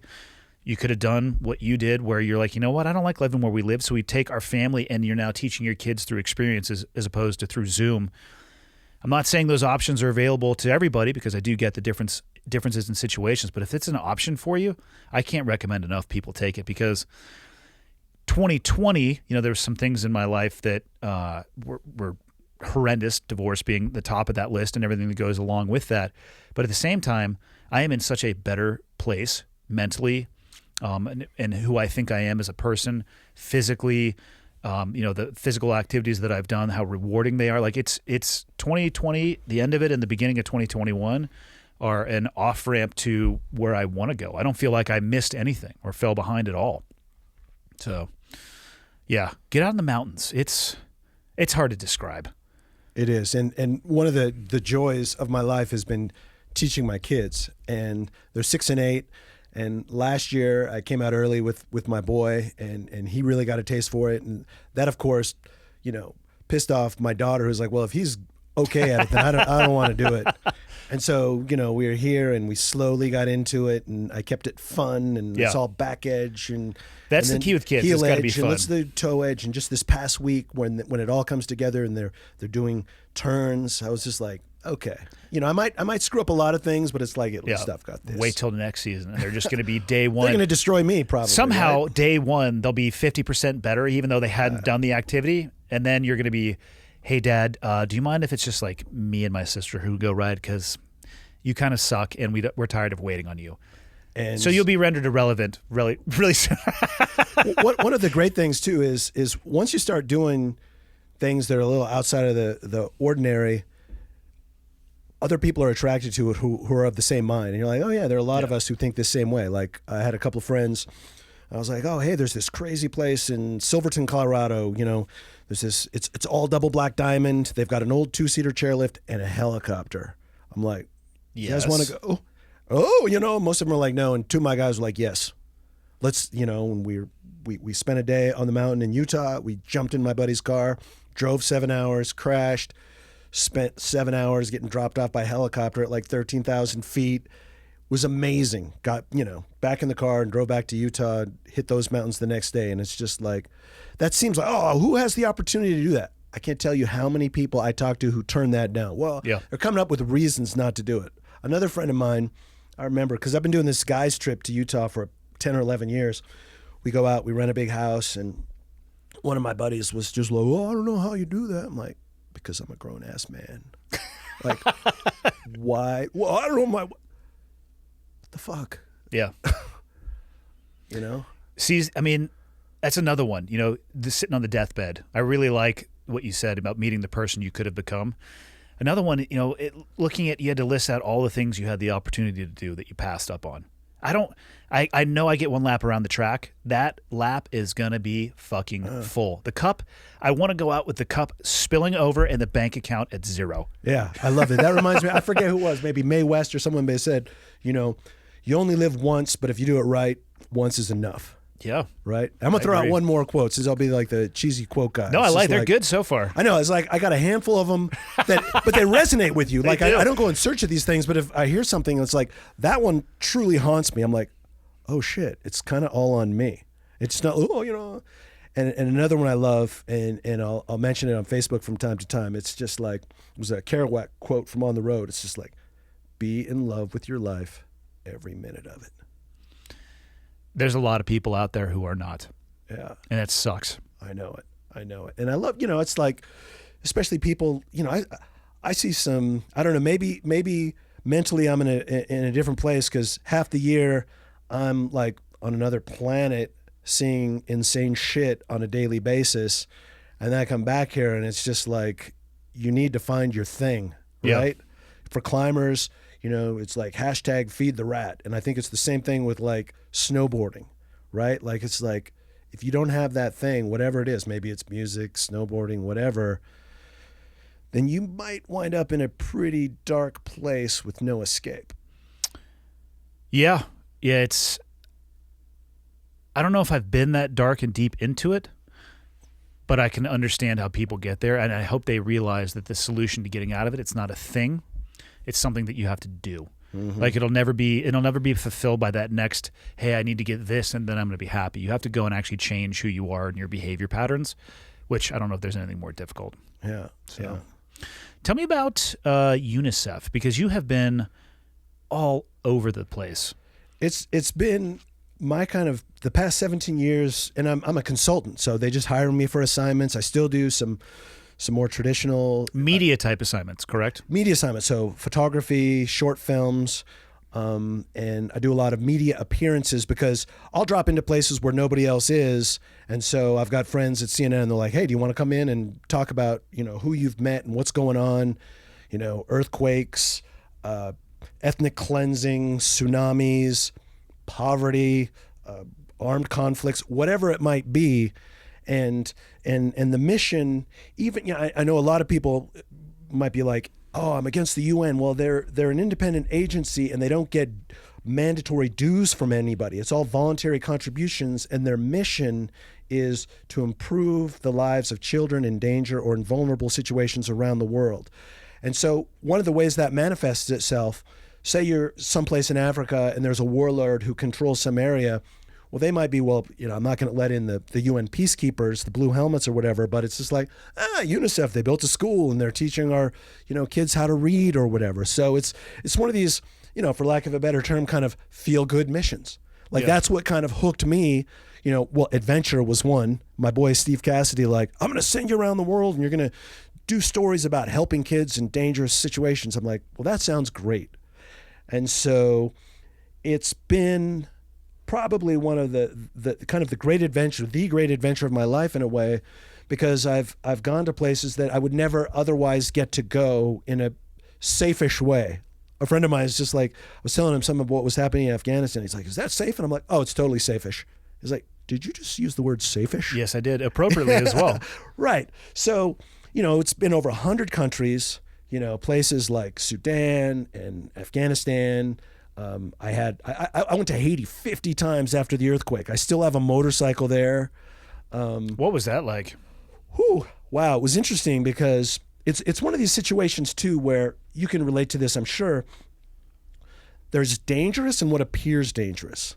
So a year before the earthquake, I'd done a trip with the executive director of UNICEF where, we showed up and we got in a helicopter, and there's this amazing doctor, Dr. Paul Farmer, who started this amazing free hospital on the plateau in central Haiti. And so we did this story, and then we were going out for dinner, and there was, power outages and violence, and someone had shot at a UN vehicle, and it was like, whoa, like this is a little too much. And Haiti has emerged. So fast forward to the earthquake, and I just started going there over and over and over. Like I said, 50 times. Had a house, had an apartment, still have the motorcycle. And I love Haiti. It's one of the most fascinating. It's got a wider dynamic range than other countries. People always ask me, like what's your favorite country? I think if I had to say a place, it would be Haiti. And it's one of these cases too where, even when someone's like, oh, it's a shithole. Well, you know what? Let me tell you something about Haiti. Haiti is the only country in the history of the world where an oppressed people, these, Afro-Caribbean slaves, rose up against their oppressor and fought them, beat them, and got their own freedom, right? And one of the reasons they're in a tough spot now is because France demanded reparations. Ironically, that the former slaves pay them. And the United States helped make that possible because slavery still existed in the U.S. at the time. And so they didn't want to set a precedent. Like, let's make it really difficult for these guys. And that carries over to today. Is it a screwed up place? Without a doubt. But it's fascinating. And I love the spirit of the Haitians. And one of my kind of side projects, I've been trying to make this kind of gangster film set in Haiti. I'll send you a link. I made a half-hour short. One of my best friends, Jean-Pierre Vertus, he's this actor model in Hollywood. That is such a fucking awesome name. Oh, I yeah. want to have a name like Jean-Pierre Vertus. He's a badass. Yeah, he's Haitian, and I mean he's hilarious. He's obviously very handsome for his modeling work. I remember I was with my kids in Target, and he was up there. Oh, there he is in this family, and then he'll do like cool shit. He actually, funny enough, he just sent me. I'm gonna have to show you a picture of this. He was hired there's some Navy SEAL series, and he was hired as a West African warlord. Probably was SEAL Team on CBS. Yeah, that's it. Which I don't want people to watch. Yeah. Anyway, so this is his vehicle, Yeah. But so he's one of the amazing Haitians that I've met. We shot this film there, and I mean everything in Haiti from the music and the art to voodoo. There's my favorite neighborhood in the entire world. It's a slum called jalousie, which is like jealousy. And the idea, whether it's true or not, I'm not sure, but it's a great story nevertheless, is it's a slum, poverty obviously, juxtaposed with the rich section of town, Pétionville. That's the jealousy. And it's over on a hillside, so it's basically a cliff of cement shacks. And I stay at a guest house next to it, and one of my friends, a guy named Asda, he's my entry point. So I'm with him, and it's like, oh, he's the blonde, the white guy, he's okay, because he's with Asda. And man, we'll spend hours hiking in there, and we do filming in there. And so, I mean, everything about Haiti, it's one of those places. And it's funny because we bonded a lot of the people that I worked with over the years working there. Anyone who's worked there and really kind of done a deep dive, it's just kind of, you look at each other and you can recognize that. Huh. And so it's a special place. And even just the spirit of the Haitians. And I remember there came a point where I was actually early on, we were all camped out in tents. I got fucking malaria there right after the earthquake. How many times have you had malaria? I've actually just had it once. And It's funny, most people don't get it in Haiti. Like, it's a weird place to get it, but I think someone from somewhere else brought it there. And so I was there camped out, and a friend of mine, Shahzad Noorani, who's this amazing photographer from Bangladesh, I'd see him at night, like when we're just all editing our stuff, and he'd slip off quietly, and he was paying a guy to take him out on a motorcycle. And I'm like, what are you doing, man? He's like, I'm not getting what I need during the day. It's like, it's all about light. And I'm like, well, is UNICEF paying for that? He's like, no, but I get, a little money for food. So I live and die by the quality of my work. And I'm like, oh yeah, I can do that. Right. And then I know how to ride a motorcycle. I'm going to buy a motorcycle, this $1,000 Chinese motorcycle. And then another friend of mine is like, oh, there's this Pimsleur program. You can learn Creole. I can learn Creole. And, I was always a hack at it, but I remember my friend Asda, I'd pay him to tutor me, the guy who lives in Jalousie. And he's like, okay, this is an important phrase. He's like, it's going to save you. He's like, I'm like, okay, I'm all ears. He's like, people are always talking about you. You're walking around, they're talking about this guy. Who's this guy, with the cargo pants and the shades and the motorcycle? And they think you don't know shit about Haiti. He's like, if you hear him talking, if you think they're talking about you, turn to him and look at him with attitude and say, keep a gaisa. Like, what's up? What's going on? What is this? And then keep walking, because they're going to have follow-up questions. But if you say, nobody knows that unless they're Haitian. They're going to think, oh, this guy knows what's up. Man, I must have used that a dozen times. And just keep walking. Then they'll follow up with something. But it's like, oh, shit. Because, there was a couple times, when you kind of get targeted by some of these guys, right? And it's just like, you got to just kind of stay one step ahead. And getting back to an earlier conversation we had, I like to spend time in the community, and part of it too, it's approaching a situation with total humility. I'm a guest here.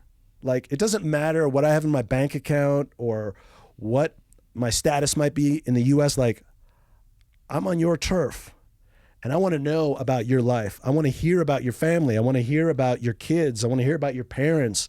I want to break bread with you, right? Let's eat together. And I do that to connect with them. But one of the benefits is when shit turns sideways, quite often you've got a little bit of protection from, oh, this guy's all right. You got allies. It's like, oh, outside of UNICEF, like, he came and they provided whatever, laptop for the community, or they got a guitar for the little guy who was rapping, and these little things. And it's like, there's not enough of that in the world, and it takes so little, right? Just going out and listening to people. Like, I remember there was I think it was like an op-ed in the New York Times where someone, it was with a UN agency too, this woman wrote an op-ed piece about how horrible experience in Haiti was. And I'm like, you lived in a compound, you never got outside of your Land Cruiser going to and from the office. I mean, I know as a woman there are other challenges, but I know this French journalist who's been there, oh my God, for 10 or 15 years, and she's fluent in Creole, and I mean, she's fearless, and she's got a network of people. It's like, it can be done. But just talking about this experience, and I was like, I can't relate to that. Like, put yourself out there, and that's a good way, I think, to approach the world in this day and age. Let's not focus on our differences. And even then, it's funny with all this racial disharmony now. I see a lot of white people in particular kind of overreacting. Like, it's like, oh, God, it's just like, would you just shut up? Like, it's like they're trying so hard to prove, like, I'm colorblind, I don't see color, and it's just like, I've got a black friend. It's just like, just stop. Like, I take a different approach. My wife happens to be African American. I see color. I appreciate culture. I like knowing the differences between a Haitian American and a Jamaican American, or someone. I remember in Atlanta, like the checkout person at the supermarket. I'm like, oh, where are you from? She's like, Africa. I'm like, it's a big continent. Like, I've been to 26 countries in Africa. Where are you from? And she's like, you know what? You're the first person who's ever asked that follow-up question, right? That blows my mind. Yeah. Right? Like, let's just take a little time to get to know people. And I don't know. I can't change much in the world, but at least in my little journey, I like to make those connections. And I think that's been the single most rewarding part of my journey over the past 17 or 20 years or whatever. What was your experience like in Afghanistan? Afghanistan is a maddening place. And it's, as you know, and my experience is much different from yours. Like, just, I don't know if I can even call it the periphery. Like, my last, like, literally, like, every single time I was there, there was it was the biggest explosion in Kabul. Like, it was just getting progressively worse. Yeah. We were there, and then even then, well, where are you going? Are you going to Mazar? Are you going to Kabul? Are you going to Jalalabad? Like, I remember a week after I went there, in the same car that I was in, my buddy Roger, his vehicle was shot at by some clowns who were trying to be ISIS, right? I mean, it was pretty low as far as threats, but it's just that kind of wild card. And there were so many insane situations, but kind of on the periphery. As far as my experience, I mean, I never had any real threats like that. And in fact, my single best experience there, and maybe you can come back with me sometime if you want, there's a place called Bamyan. It's like the only safe province there because it's a distinct ethnicity. Funny enough, it's the place where the big Buddha statues were blown up by the Taliban after 9/11. But they're so distinct, and they know when someone else is trying to come in. So it's almost impossible for the Taliban or ISIS or any wannabes to establish a foothold. And I spent a week there following the story of a 16-year-old girl who never got the chance to go to school, and UNICEF started this beautiful program. It was an accelerated learning program for girls who were in their teens, maybe even 20, 21 years old, to acknowledge them as human beings and to give them as much learning in as short a period as possible. And she was part of that program, and it was one of the most beautiful things I've ever heard. I was interviewing her, and she said, I was 16, and when it clicked what the letters meant and putting the words together, where I could just understand, these what just seemed like squiggles for 16 years of my life. She's like, I cried. And so that was my experience. And I want you to go with me sometime because I've been trying to go snowboarding there. The mountains surrounding. Now you have me very interested. Bamyan. And there was a precedent too. Some Australians went there like 10 years ago and did a documentary on snowboarding there. And there have been a few instances of the locals, like once a year they were doing like a ski event and trying to get someone from the local populace to make it to the Olympics. I mean, the mountains are stellar. And I had this insane experience where I saw these snow-capped mountains. And I'm like, I need to climb these mountains. And I had a free day. I remember I was at this compound. I'm not going to say who I was working for at the time. And I'm like, I'm going to go out and hike around in the hills. There was a little hill behind us, and then this huge, it was at 5,000 meters or whatever, peak behind us, and I'm like, I'm going to climb that. I left at 12 o'clock, and at 6:20, I'm on top of this thing. I got rained on, snowed on, sleeted on. The last hour and a half was over the snow. I'll send you a link to it. I actually had my drone and I sent it out and back. I had just kind of ski down in my shoes. And I was like, oh man, curfew's at like 10 o'clock. Fuck, I'm not going to make it. And then I was like, I'm going to take a shortcut. Horrible idea. So I'm like, because I need to make it back in time. So I take a different route. I'm crashing through farms. Like people are coming out of their huts, but it's a safe place. Like I knew that. Yeah. Like other people say, oh, that's so dangerous. I knew these people, right? Like this is the only safe place. And people are looking at me like, and I'm crashing through here. And I'm like, I just need to make it to that road. I get to the road, there's no cars. And so get out to the highway. I've got 15 minutes to get back. And there are street lights every couple hundred yards. And I'm just like, this might seem insane, but I'm going to hitchhike.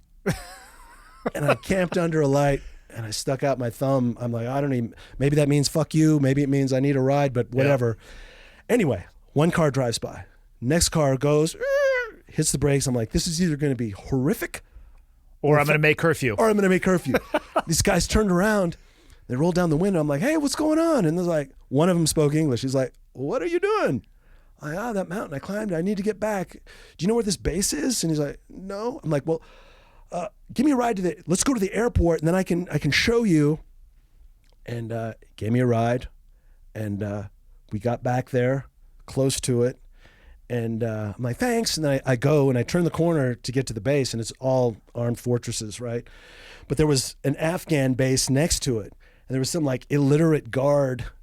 And I was holding up my badge, and he's like, and he's like shoving his AK in my face. I'm like, whoa, whoa, whoa. And I like backed up and I called my guy. I'm like, hey, look at your watch. 9:57. I'm here. He's like, just honk your horn. I'm like, I'm on foot. It's like, what do you mean you're on foot? What? I went hiking. And he's like, Jesus Christ. Yeah. And so he came out, calmed the guy down, walked in, and it played out. I mean, it sounds kind of crazy, but you're sitting here, so. I'm sitting here. But anyway, that's Bamyan. The mountains are incredible. I'll send you a link to that drone footage. Okay. Yeah. How much of the rest of Afghanistan did you get to see? Let's see. I did several trips to Mazar, spent some time in Bamyan, Jalalabad, a lot of things. The Panjshir Valley is amazing. Yeah. Right? And just the history and just even the wrecked tanks and so. And same stuff. They're doing, I don't want to say, well, you might be doing documentary stuff, but it's all media-based. All media-based. And what I appreciate about what I do, there's no spin. Like, for me, the purest story is like, get out of the way. I mean, there might be the context. Sometimes there's a program that's helping them. Sometimes there's not.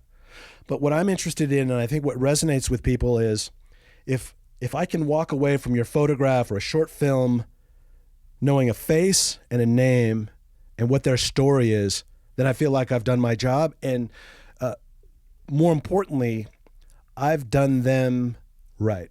I've shown them the respect, like what has happened to you matters. And nowhere was that more profound than covering the Rohingya ethnic cleansing. And when that all went down, I'd actually been working in Bangladesh for several years, Bangladesh, Nepal, Afghanistan. And so we had gone to some of these refugee camps. Like it existed, and the same stories existed before what really went down, what really got horrific when the Burmese soldiers were torching the villages and systematically raping and killing families. It escalated, and being there for months on end and going into these camps and hearing these stories, like it's like, wow, the world needs to know what's happening. And it was just undeniable. I mean, just like literally, I mean, the details over and over. And I remember one day, we got this guy whose village had been torched, and I'm like, can you show me where your village is? He's like, yeah. So he got with us, and we waded into the river, and we got up to the border with Myanmar, and he pointed. He's like, there's where it is, and we could in the distance see Burmese jeeps driving around. And as soon as one of them drove past, I'm like, okay, look at my screen, show me where it is. And we fired up my drone, and it blew my mind, and we sent it up and sent it over and showed his torched village. Like, he's like, that was my hut, right? And that, I mean, it still just kind of leaves me speechless to this day. I mean, that's where it all went down, regardless of what anyone's trying to spin it in a particular way. Like, that's where I grew up. That's where I lived. They burned our place to the ground.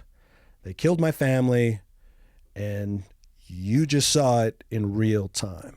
Yeah. And there was another story of a woman, I'll call her Rochelle, but I met her. She was 19. She was part of this women's group. UNICEF set up this kind of club for women who'd been abused, usually sexually, and who'd had family members killed, just so they could kind of, talk about their experience and not have to bottle it up. And so when I saw her, and it was months later, she had deep black eyes, and the blood vessels in her eyes had been burst. And I mean, this was a couple months after the fact still. Wow. So she'd been smashed in the face with the butts of rifles. She had 4 children, and the soldiers raped her. They took her youngest son, threw him in the air, and speared him with a machete. And I mean, she was a wreck, as you would expect. And so, from time to time, I spent so much time there, I'd check on her.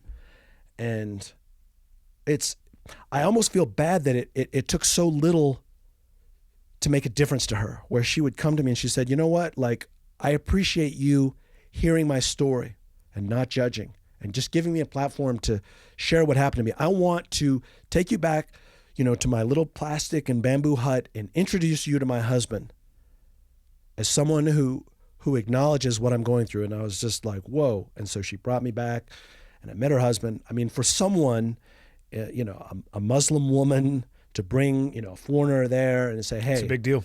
This guy's part of it, an effort to acknowledge what happened, to not shy away from it, to say, hey, this happened, it was wrong. What do you need moving forward? Do you need a space where you can talk about what happened? Do you need a way to get, food for your kids, to educate your kids? And I followed up with her a couple more times, and right before my final assignment there, I went and talked to her, and her husband had like a respiratory infection in his lungs, and I'm like, hey, if you go to this, MSF hospital, they'll treat him, and helped her with a little money so he could get some antibiotics. And I was almost embarrassed that she told me this. She pulled me aside and she said, Thomas, I will never forget your generosity. She's like, on my last day on earth, I will remember your kindness. And I had done so little. Yeah. Right? So little. Which, of course, what does that say? That says how little is being done by the world at large. Like, where is our humanity? This is a mother, forget the color of her skin, where she might pray. Here is a human being with children. The worst possible things imaginable have been done to her. Let's try to make her situation a little bit better. Yeah. And that shit's going on in the world right now. And another story there, which is different and not as horrific, but that moved me just as much in a different kind of way. So my last few days there, I was with one of my translators, and we were just kind of walking around the camps, just kind of checking on people. It was kind of going through and processing the whole experience over a couple of years. And I'm like, do you hear that? Like, there's somebody speaking in English, like maybe a teenage kid, but like, see spot run, see, like in really basic. I'm like, let's find out what that is, because none of the Rohingya speak English. It's just not part of their world. And so we tracked down this boy. Muhammad was his name. He was sitting in a doorway, and he had a battered textbook for like a third grader, and he was just going over and over reading it. And we said, what are you doing? He's like, I'm trying, to teach myself English. Years ago, my brother wound up in the United States, and he's like, I don't have a school. I don't have any money. I don't have anything to do. He lives in this plastic and bamboo hut with a dirt floor. He's like, all I want to do is learn English. And this is the only book that I have in English, and I can't find anywhere else. And I was like, wow. And I got back to our hotel that night, and I said to some of my friends, I'm like, hey, let's come up with some books for this guy. And this wonderful French woman, Manuela, went to the local market, and she came back with 3 books. An English textbook, The Alchemist, and another book, ironically called like The Hunger, kind of a novel. And she wrapped them up beautifully. And we went back to Muhammad like the day before I left. And we said, we have something for you. And it was such a beautiful moment. I said, first of all, and I said this in front of his family, I said, you are amazing. What you are doing, your journey to self-betterment, is so inspiring. You have been given so little, and you are trying so hard. I am humbled and inspired, and I want just to acknowledge that you can do this. And if you keep at it, good things will happen. And this is a small token, but here. And I gave him this package, and he opened it up, and it was like I handed him bars of gold. Like the way that he touched the books. And I said, can I take your picture with the books? Just give me a couple minutes. And he went back in, and he was gone for 3 or 4 minutes, finding his best shirt. Like he was so proud and beaming. And again, what did it take? It took listening and acknowledging the humanity of someone trying to improve their situation, and another friend buying 3 books, which cost almost nothing, right? Yeah. And that motivates me, right? Like, just to go out there. I mean, the world's a crazy place, but like, come on, let's be civilized. Let's show a little empathy. Let's show a little humanity. You know, have modest expectations, but keep at it. Yeah. What was your experience like in the Congo? Oh man, the Congo. So I've been working primarily in the Congo for the past 3 years, and I'd done a quick trip there many years ago, but just kind of these windshield tours where we actually met with the presidents of like Rwanda and the Congo, and just a quick trip through there. And so my first trip there, post sort of the windshield tour, was Ebola, right? And I was like, oh fuck, man, like here we go. Like you're there to document what was happening? To document Ebola. Fuck. Right. And it was a deep fucking dive. I hope you used a long lens. Man, yeah. And it was like, here we go. I mean, it's kind of like when you do the embedded thing, people are like, oh, you know, weren't you afraid? It's like, you know, I don't know if there's a parallel in the military or not, but it's just kind of like, you need to decide. Am I going to do this and do it unapologetically and just go in?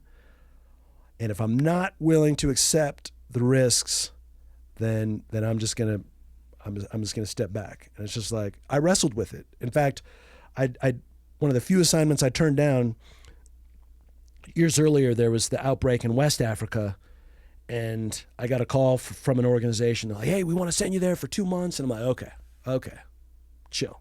3 questions. What are you gonna do to inform me of the dangers, to protect me?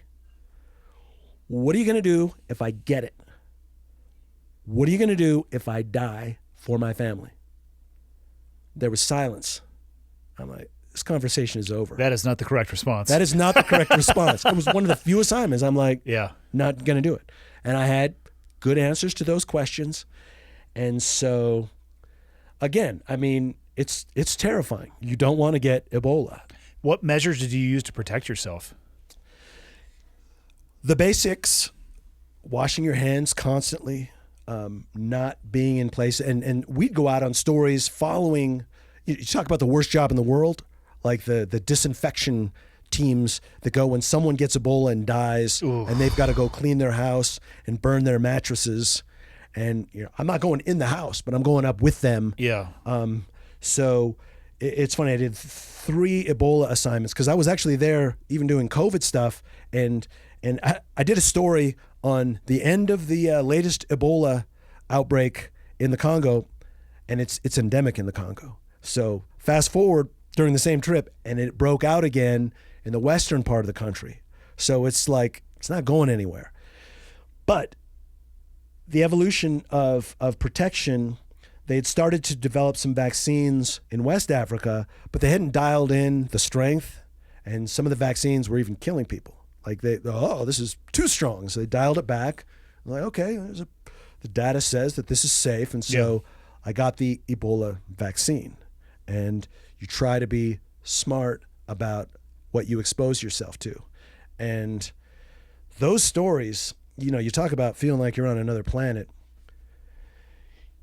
There were wards where mothers and their children would be separated. So say a mother contracts it, but has not yet passed it on to her children. And so they're being treated, and there are some new treatment protocols where if you jump on it, there's a better chance than not that you're going to survive it. You at least have a chance. You at least have a chance. Better than a chance, but you've got to jump on it. Yeah. And the problem is with a lot of these places, especially if you're, you know, in some rural outpost where the people are illiterate and there are a lot of superstitions, you know, it's just like, oh, the doctors are spreading it. Oh my God. If you're delaying by days, you're done. Yeah. And even some of the practices, it's just like, oh, we've got to, you know, our patriarch has died and we've got to touch him. Well, that's how it was really spreading. And so one of the facilities where I spent a lot of time, these women would be behind glass and they were fighting it, and I would photograph and film the interactions. They would bring their children and connect through the glass. And you're still not sure. I mean, they'd been separated from their children. Maybe their spouse had died from it. And it was like, wow. And it's such a terrifying, scary disease, especially, you know, the local populations. Yeah. Because it's just like, oh, you're the one who's spreading it, right? So, I mean, those things, if you get that kind of mob mentality and you're out there, unprotected, it's not a good place to be.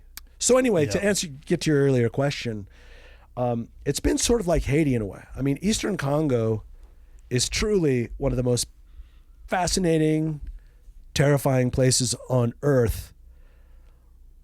Largely lawless. I mean, there's been nonstop armed conflict. There are different groups. There are places that we can't go, but even places where you can go. There's one spot that we went to. I think the Italian ambassador was shot and killed a few weeks back. I mean, this stuff happens all the time. I mean, so you really have to have up-to-date security reports. It's a largely porous border. It's one of the poorest countries on earth, but it's also one of the richest countries on earth as far as mineral riches. My next assignment, I'm supposed to go there in a few weeks. I'm actually just waiting on a visa. I'm going to go back there for a couple months visiting these mines. What are they mining? Cobalt. Interesting. So cell phones, laptops, Tesla cars, right? It's this rare, precious metal used in all the shit that people don't think about. Where does this come from? Yeah. Well, somebody is mining that, and the conditions are usually dangerous. They're not OSHA approved. Right.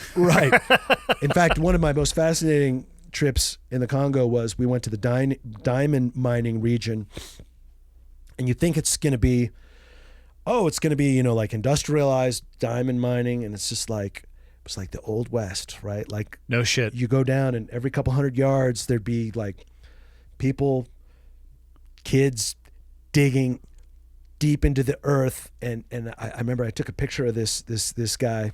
He's like, I don't know, 19, 20 years old. He had a threadbare t-shirt. He'd been out there 2 months, hadn't found anything, but he's just there. He's like spearing fish from the river. They look like piranhas. I mean, they had like jagged teeth. And he's just like, roll the dice. Like, I'm just trying to get by, to get like that big break. And then they'll get some diamonds, and then they'll go to the merchant, and I'm sure they're making a fraction of what they would be worth anywhere else. But it was the dream, right? Was inspiring so many people. Like, it's like every couple hundred yards there'd be one of these outposts. There would be a handful of people. They build a little lean-to with the trees, and they're just trying to make it to get to diamonds or whatever. Yeah. That's tough to wrap your head around. I know. I'm sitting here listening to you talk about this stuff, and fuck. What's fascinating too, I mean, the Ebola was pretty scary, but then you meet such inspiring people.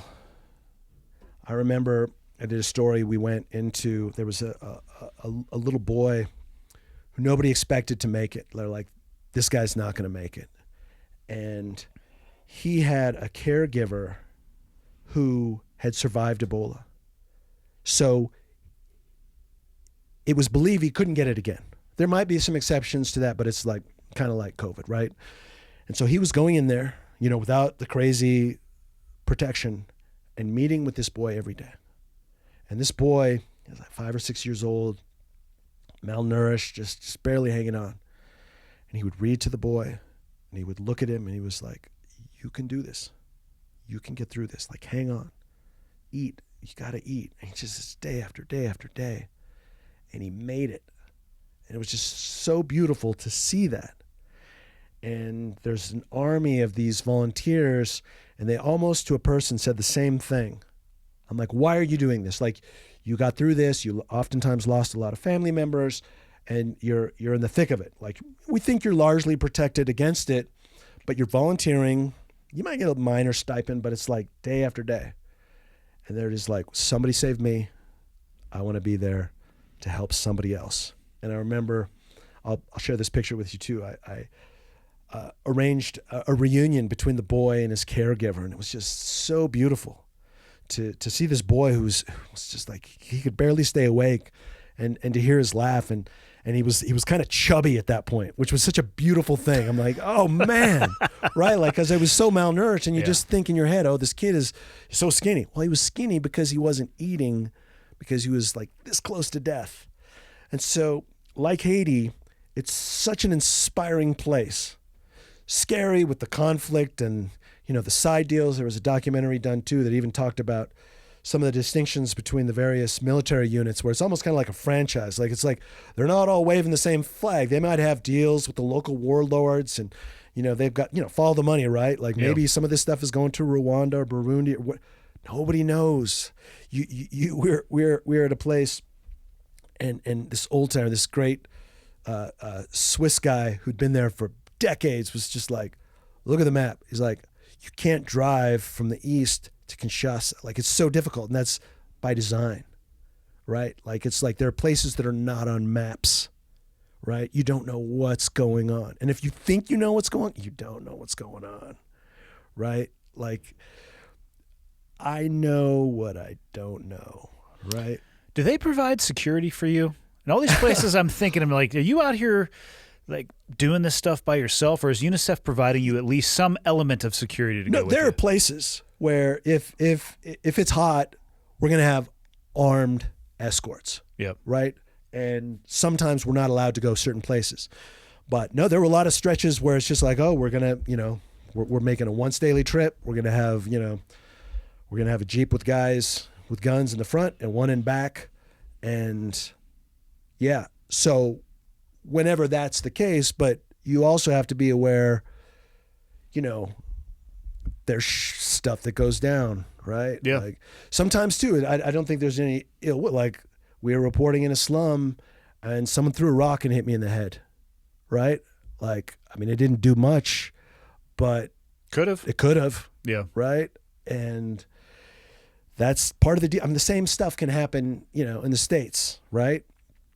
Maybe not as frequently, but okay, perhaps. maybe not then. But yeah, the point is, you take calculated risk. I love those security guys, especially in Afghanistan. Like, some of those security briefings are just fascinating / terrifying. Yeah.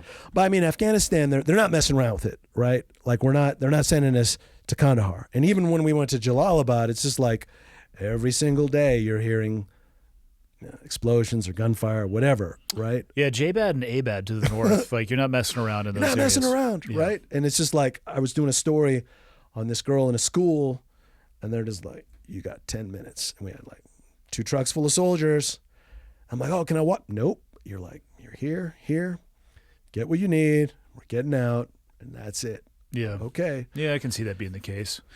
What when you were there for specifically Ebola, did you have any issues getting back into the States, considering what your job was while you were there? I'm just curious, based off the travel restrictions now and the testing for COVID. I mean, you're over there documenting Ebola, like you said. You took the precautions. Did you like self-quarantine yourself? I self-quarantined getting back. I was going to say, right? Because especially with a spouse, right? If one or two of you, both of you go down and you've got 2 kids, right? So, I self-quarantined there. And funny enough, with like COVID, the difficult part was just getting out of the country. When we got to the U.S., because a friend of mine left at the same time, it was like super easy, but it was really, really difficult. Like, I went there, it was just over a year ago. It was March, and I was supposed to be there for 2 months. And then a friend of mine who hires me, we've become friends over the years, worked in everywhere from Haiti to Afghanistan and Nepal. He's like, you want to stick around for a while? And so I stuck around for 6 months. I mean, worked every day for 6 months. And about month 5 was trying to figure out how to get out of there. And I mean, we had to keep, like, it was almost on a daily basis, the route would change. really? Yeah. It's just like, finally it's like, okay, you're going to take, this flight from Goma, and you've got to go to Ethiopia, and you've got to provide these tests. And then once you're there, you'll be able to get home. But it was not easy. Planes, trains, and automobiles. Exactly. Exactly. Where was it? I'm thinking back to the description you sent me yesterday. Where were you living in a garbage dump to document the young girl living in a refrigerator box? So this was really interesting. So during my 6-month gap year, I like to call it, I was studying Spanish in the lovely town of Antigua, Guatemala, and living with a Guatemalan family. And there's a woman from Europe who said at breakfast, she's like, oh, we went to this garbage dump on a tour in Guatemala City. In Guatemala City, Guate, it's like, it's the Wild West. Also, what is a garbage dump doing on a tour? Man, I don't know, because there were people living. There was like a little village of people living in cardboard boxes inside the garbage dump, getting plastic and metal and taking them. So it was this interesting kind of like little microeconomy. And she's like, "Do you want to check it out?" I'm like, "I don't want to check it out." I said, "I'm going to go back to work. And I'm going to come back in 6 months and I'm going to spend a month there." She's like, "Yeah, right." And that's exactly what I did. So I'm just like, I'm curious. I'm like, I want to go there and figure this out. And so I took a friend of mine from CNN who was really good at Spanish, and I know just enough to be dangerous. Like, I've lived in places a long time. So he went with me and we camped out. He was there for a couple weeks and then he fucked off somewhere else and I stuck around. And I remember the first day we went there, I don't know, I was young. I was probably 29 at the time. And we showed up and we just kind of walked the perimeter, just trying to get a lay of the land. And there was a house that was on the border. So the front door was on the street. The back door opened up to the dump. And we turned the corner and this super intense 18-year-old dude wearing a New York Yankees cap, his name is Cesar, was like staring at us. And he had like prison tattoos. And he was like MS-13 kind of shit. And my boy, I won't mention his name. He's like, "Dude, we gotta get the fuck out of here." He's like, "This isn't safe." I'm like, No. It's the opposite. He's our entry point. And so I did the talking, maybe just, "Hey, how are you?" And he's just like looking at me and I'm like, "Well, tell me about yourself." I was like, he was caught off guard. I mean, totally floored him. He's like, "I was in a gang. I was in prison, got the tattoos. But now I've got a wife, her name's Sarah, and I've got this little daughter." And I'm like, "Hey, will you take us on a tour of the dump?" All right. It was kind of a novelty. And he took us around and introduced us to people. And then all of a sudden, "Oh, this guy's with Cesar, like he's okay," right? Yeah. And I saw one little girl. She was tiny. They called her La Pulga, which means the flea, because she was so tiny. I saw she was living in a refrigerator box, but was like charming the socks off everybody. And so I'd go back all the time. When I started, I became friends with her. I'd bring her cookies and started following her and doing her story. I met her and I met a family of 4 who would get the garbage from the luxury hotels at night and cook fish that was too rotten for the hotels, but fresh enough for them. Yeah. And had an amazing experience. There was a glue sniffer named Ernesto, right? And spent this amazing time. And I was outside of the garbage dump. And then my friend left. And so I literally was there all day, and I'd go at night sometimes. And I don't know, it seems kind of foolish now, but I remember one night I left, it was like 2 a.m. And I was thinking it was all clever. I'd have a hoodie and hide my camera. And this woman, I went back the next morning at like 7 a.m. and there was like police tape all over. It was the sickest thing I've seen up close. So this guy had been captured by a drug gang, shot in the face. I still have a newspaper article in Spanish from the Guatemalan newspaper. Well, first they kicked in his teeth, kicked in his face, shot him in the face 23 times. It was like little hole punches, it's like, yeah, that's easy an in. overkill. And then the back was just, and I crossed under the line and filmed it and went back, and this woman's just like, I'm like, "When did this go down?" And she's like, "It's like right after you went past." Oh, damn. Like they just dumped him. Yeah. Like it wasn't targeted. They were just looking for a place to dump him, and what better place than a dump? And then they had like spray painted his face too, like this is our drug gang tag. But it was, I don't know. I think I was a little naive at the time, but it was a great experience. And it was funny. There was another group that was filming there. It's funny. It was one of these cases too. I spoke at my high school graduation a few years back, and the theme was don't be afraid of failure. And I consider this a glorious failure. Nothing happened with the documentary. I used it because I had just filmed a Frontline documentary on Hezbollah after 9/11 in Lebanon. And so I tried to sell them on this dump documentary, and they're like, "This is amazing, but it's not finished." Right? You got a great start. You have all these characters. You're in there. There was another group that was there, a man and a woman, and they drive in their SUV and film during the day and then leave. But they were the first. They finished it. They were actually nominated for an Oscar. Good for them. That's how it works. Yep. They finished it. I didn't. I took it back. Actually, that was the order. Like, I'd filmed that, and that helped me get the Hezbollah documentary. And then right after that came the war. So it wasn't convenient for me. But this man-woman team was kind of on their victory lap, and I went to Georgia Tech where they were doing a screening and a Q&A, and I sat in the front row, and it was such a bizarre experience, man. I raised my hand at the end of it all, and I said, I know you. I said, do you remember a girl named La Pulga? And they looked at each other like, did we tell them? Don't tell me she's dead. Fuck. They told me in front of the whole crowd. No.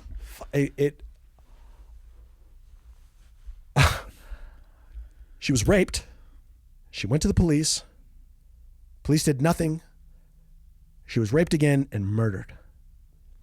Andy, when I tell you, I have cried as much for her as I have cried for the loss of anybody. It hurts me to this day. She was such an inspiration, so fearless. And I went back actually and tried to track down some of these guys. Cesar, the former gangbanger, murdered. Ernesto, the glue sniffer, he hallucinated, ran, and at the bottom of the dump, like all the liquids just accumulate into like a prehistoric oily mess, and jumped in and drowned in the sludge, right? Like literally 3 out of 5 of my main characters. Fuck. Dead. Like it's fucking rough. But yeah, I still have a photo that I think about of La Pulga. And also, I'll send you a link to that. This half-hour documentary. I'll send you a link to it. Like I'm as proud of it as anything, and nothing really became of it. Well, where can people see your work? Like all these stories that you're talking about in the documentation. Is there a place where they can go and see this stuff? Best place would be to follow me on Facebook, Thomas Nybo, Nybo. I'm not a Twitter guy. I've got a Twitter account, but I almost never use it. But I share most everything on Twitter. So even if it's posted somewhere else, or Facebook, thank you. Even if I do something for CNN or the New York Times or UNICEF or whatever, I usually have a link on Facebook. And you can follow me. We don't have to be friends. Yeah. You can follow me, and I post. You're going to have to read a lot of stuff about me and my kids lately since I've been home since September 1st. I'm about to leave. But that's where I put the stuff. I've got an Instagram account as well, Thomas Nybo. So those two are kind of where I it's at least a things. portal towards the stuff you're creating. Exactly. Okay. And that's probably the best place because it's people say, oh, do you take a journal? I don't really do a journal, but I've been on Facebook a long time, and I document just about everywhere I've been on Facebook with different photos and posts, and I try to make that connection. Like here's a name, here's a face, here's why this story is important and means something to me and might mean something to you. It seems like you've spent most of your career in what I think a lot of people would call the third world, if not the fourth or the fifth, depending on where it's at. Have you seen any, and I think this is probably largely a rhetorical question, but common themes or narratives in those places? Almost regardless of geography, just the life in that station of life, for lack of a better term. That's a great question, and I might have an unexpected answer for you. When I was in journalism school in Missoula, we did a project once a year on one of the Native American reservations. And it really sparked something within me because that's as close to the third world as I've been in the United States. And I was paired up with this wonderful journalist, John Youngbear, who just died recently. He was one of these amazing photographers, and he was named College Photographer of the Year. And he took me back with him to Lame Deer, east of the Northern Cheyenne Reservation, east of Billings. And we did a couple trips there. I remember I did a story. I think his name was Hadley Bigback. Wow, I hadn't said that name in 20-something years. You pulled that shit right out of the ether. Man. And I remember because my lead story was talking about him dragging his Air Jordan shoes, dragging his feet across the floor into the classroom. And it was actually our theme was housing, and he was homeless. But I was so grateful to spend time with John, and he was a friend of mine. And anyone who spends time with people from the reservations, like hardcore people who might not escape or assimilate 100%, develop an appreciation for obviously their resiliency, but their sense of humor. I actually wrote this great, I'll share this with you, an obituary for the alumni magazine on John. And one of our fellow students said, described his sense of humor as he had a sense of humor with as few moving parts as possible. Right? Like he What a could great give you description. a look or a couple words. Like he's not going to, and it's just like, yeah, like he's just so profound. And the time I spent with him and with Hadley, who was homeless and he had impregnated a girl. So it was just like the perpetuation of this poverty. And so answering your question, one of the things I appreciate about Haiti and the Congo, or, places in Central America, garbage dumps, even, like, I have so much fun. Like the celebration of life, like people who on a certain level just don't give a fuck about a lot of the stuff that bogs us down.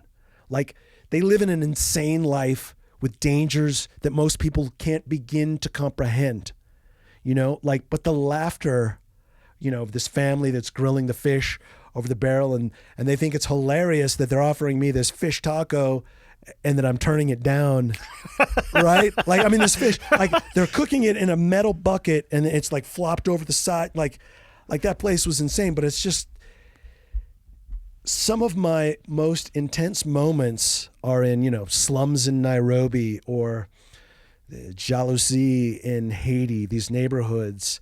And yeah, I remember this weird moment in Haiti where I did something really stupid. I showed up on a Friday and a buddy of mine from the States was living in the nice section of town, and I had a house down in a really boring part of town. There's nothing, like, I'd often be without water, without electricity. I'm like, I'm not going to spend the weekend here. So I'm going to go up and get a place at this hotel. And it was like a monsoon storm that kicked in. And there's no sewer system. So the streets fill with water. So I'm on my motorcycle racing up the hill. So dumb. I'm like, in my chimp brain, well, if I go faster, there'll be less rain. The danger might increase. I don't know what I hit. A pothole, a giant rock.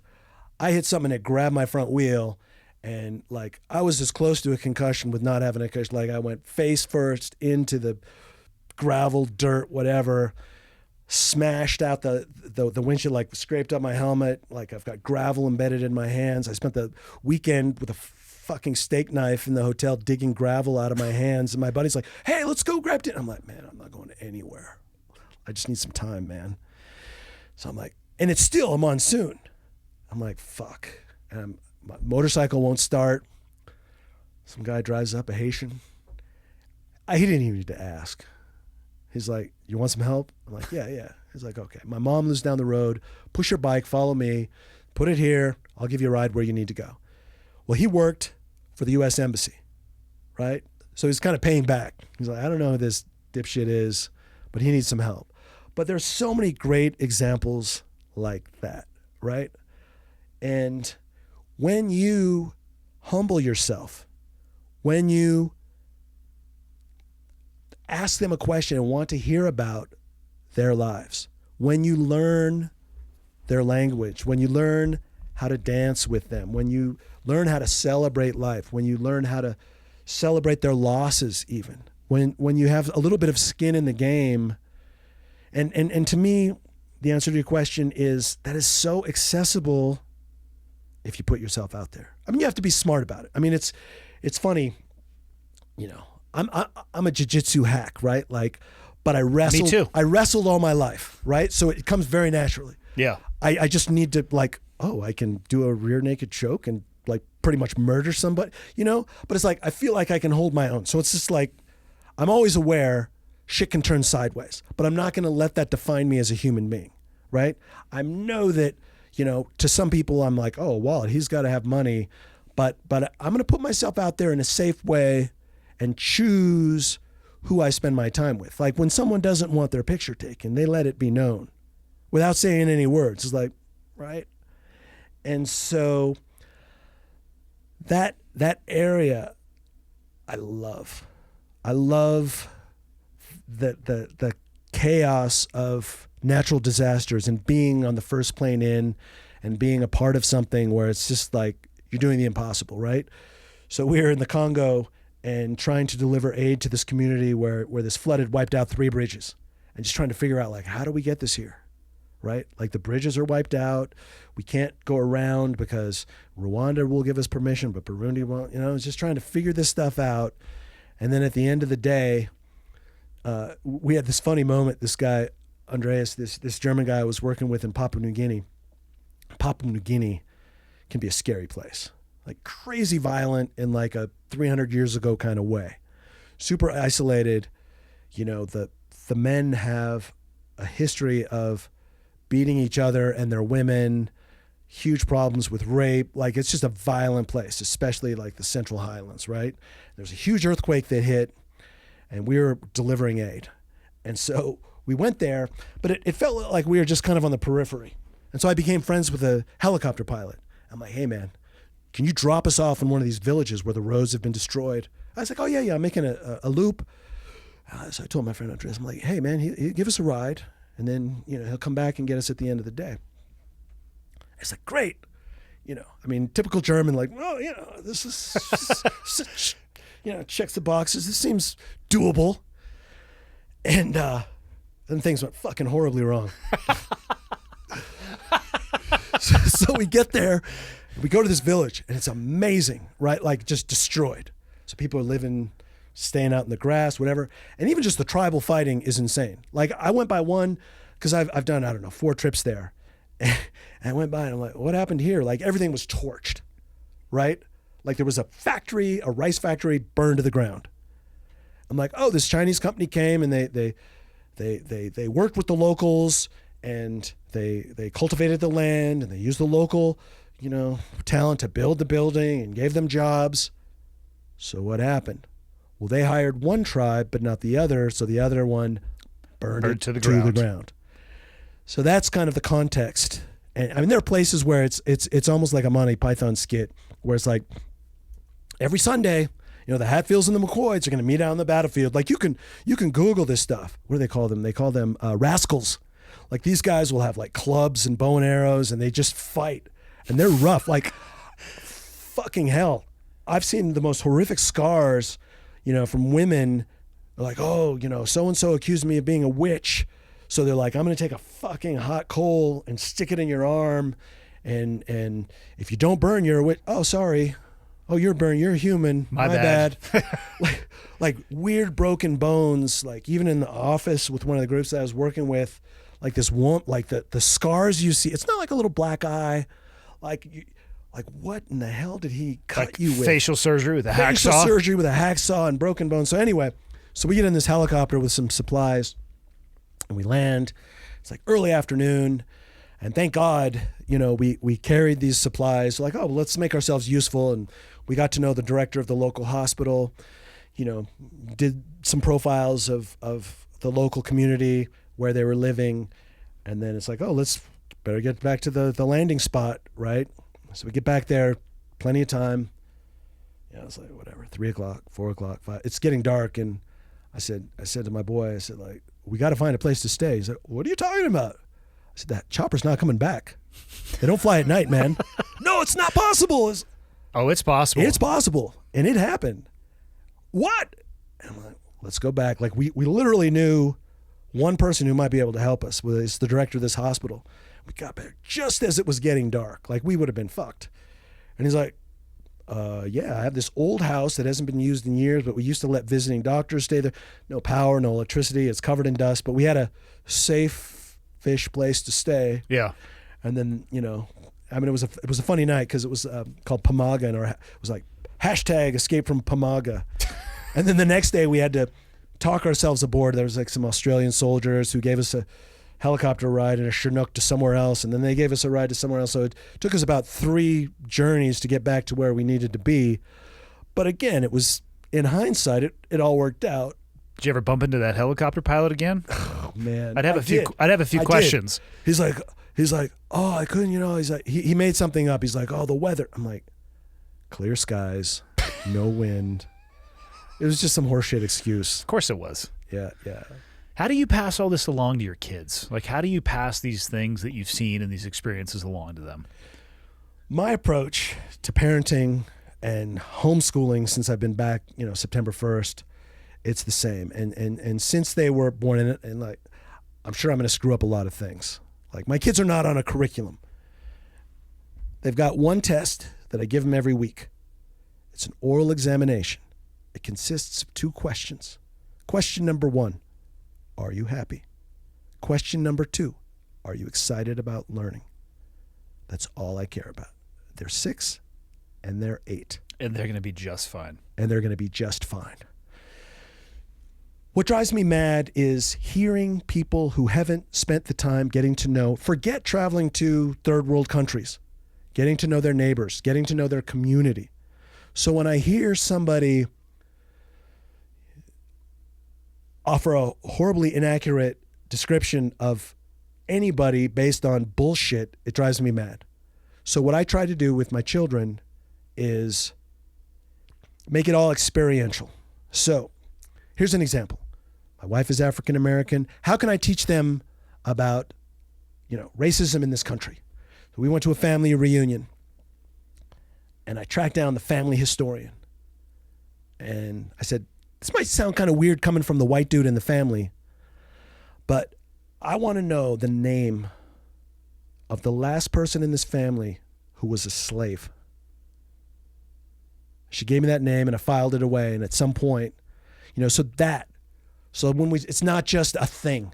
Yeah. It's like so many generations back. And it's the same thing with, I share stories with them, faces and names.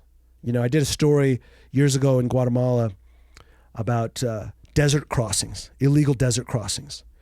And it was a really interesting time. There's a place called Altar, Mexico, where people come up throughout Central America and they find their coyotes, the smugglers. It's like so systematized. They're vans with like writing on the windows, like we'll take you to these crossings and here's how it works. And there was a little shelter. And I met this boy from Guatemala. He was like 17 or 18 at the time, Gilberto, but very indigenous. Like his Spanish was a little rusty. He spoke a different language. His Spanish was okay, but he was from the hills. And I said, where are you going? Where are you trying to go? Most people are like, oh, Tucson or Phoenix, And he said, Atlanta. I have an uncle there. I said, well, you're probably not going to make it because they're cracking down on the border. But if you do, here's my phone number.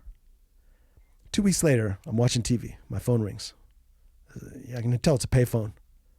Hola, Tomás. Es Gilberto. Estoy aquí en Atlanta. ¿Qué pasa? I was like, whoa. And so I became good friends with him. I said, look, man, I'm going to help you out a little. Like, welcome to my country. Let's go school shopping. Took him to Walmart. Fill up the basket. What do you need? Hey, if you can't pay your rent, because he's living with like 10 other guys in a shitty apartment. If you can't get work, call me. I'll, give you enough work to stay afloat. And so I tell them the story of Gilberto. Gilberto messaged me a couple weeks ago. I tracked him down when I was in Guatemala not too long ago. And he brought me in and his wife made dinner for me. I got to meet his children. And so I try to share stories with them at every point. And actually, right now, I try to do an international trip a year with them. And it doesn't need to be expensive. We're supposed to be in Chile. We got tickets from Atlanta to Chile for $100 a piece. What? On Scott's Daily Deals. It's called a mistake fare. So if you stay on top of it, you get these random. Now that was an exceptionally good one. So we got deals, but it was going to be a 12-day trip, 10 days in quarantine. They changed their policy. So obviously we didn't take the trip. A year ago, we got super cheap tickets to Kenya pre-COVID to do a safari, $650. Total per person. Wow. We did one, their first international, their second, because I took my son when he was young to Guatemala on a trip. But we did one, I'm like, I like to, give them a few options so they feel kind of invested. Like, where do you want to go? Oh, yeah, would you like to go here? Or maybe fly into Amsterdam, go to Belgium, go to Paris, check out Notre Dame, Mona Lisa, whatever. Yeah, So took them to Europe. That was like $375 a piece. Everyone gets a backpack. No checked bags, great adventure, right? But the point is, I want them to think of people as people. Like, let's forget the titles, the labels. Let's at least do them the service or show their respect enough to understand the basics of what's happening, and maybe try to understand as best you can why they make the decisions that they make. Yeah, and if you can put yourself in somebody else's shoes and you have that context and understand why they make the decisions that they make, it'll change your perspective of the world, for sure. Easier said than done, of course. Mm-hmm. So what are your plans after? Because you guys are now, I don't want to say you're ragtagging through Utah because you have a place where you're staying, but what's the plan after Utah? Well, it's funny because I'm just waiting on a contract and a visa. So I'm going to go back to the Congo for a couple months. And I think my wife is going to find some place where she wants to stay during that time. You guys kicking around ideas yet, or you're going to give full control over that one to her? I think she'll probably be with her mother while I'm gone. Okay. When we come back, I mean, since they were born, I've wanted to do a deep dive with them in a Spanish-speaking country. So we had a part-time nanny growing up, and my first requirement was they need to be a native Spanish speaker. And I bombard them with my garbage Spanish on a daily basis. So they've got just enough, where I'm like, hey, let's jump in. So I'd like to go back to Guatemala for 3, 4, 5, 6 months, or longer. Yeah. I spent a lot of time there. So that's a place.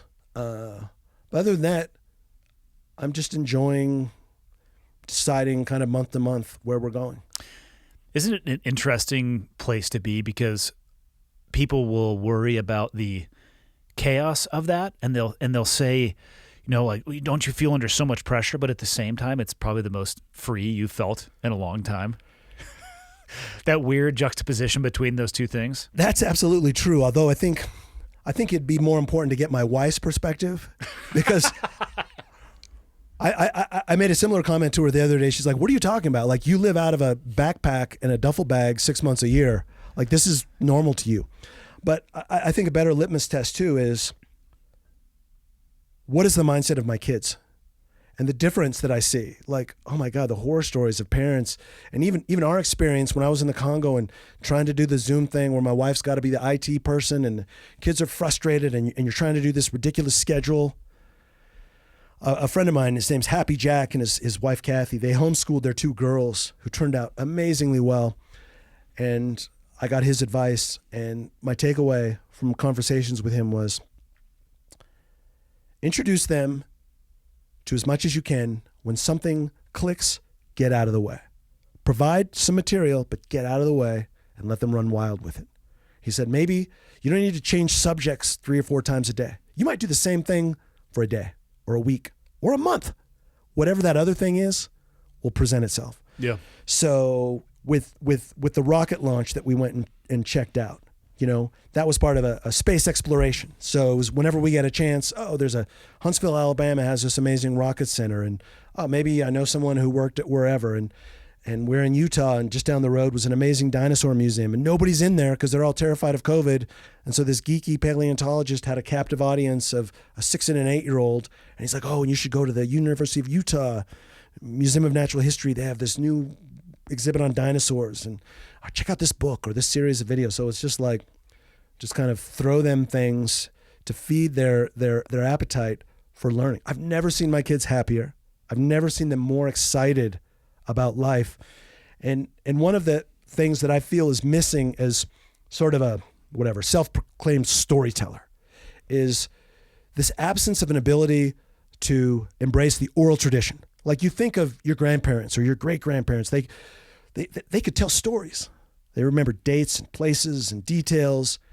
Well, everyone now is concerned about the next test or this or that. And I'm trying to just get my children to a place where they learn about something, and it's an ongoing conversation. Nobody knows, I'm so proud to say, nobody knows my children better than me right now, or my wife. We know exactly what they're exposed to on a daily basis, what resonates with them if they're not able to grasp a concept. Here's a perfect example. So I read these Jack Reacher thrillers.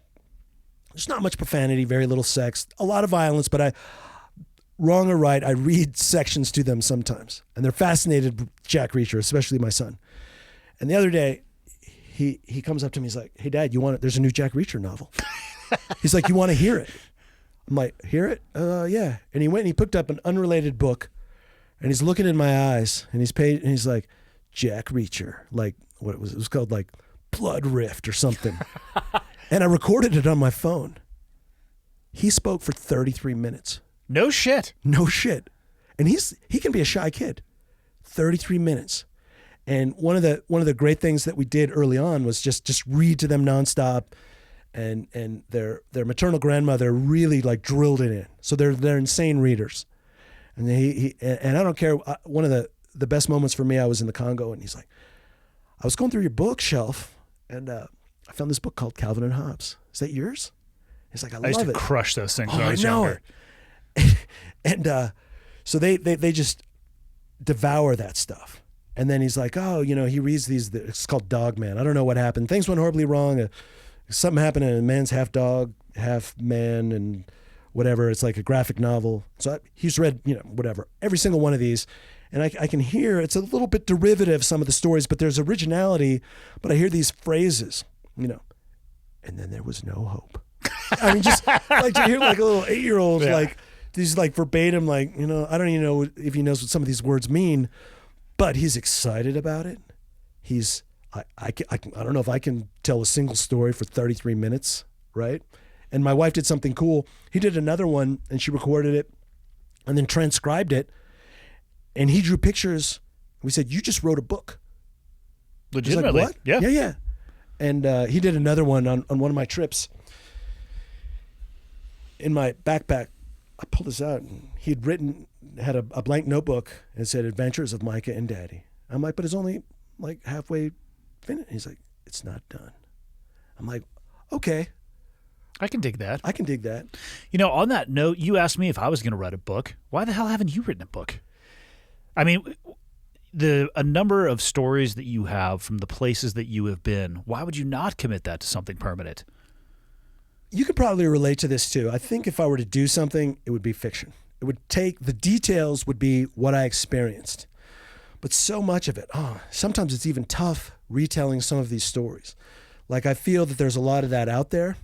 I'd like to take that reality and use that as details and context for something completely different. Maybe a thriller, right? Just it's weird too. It's like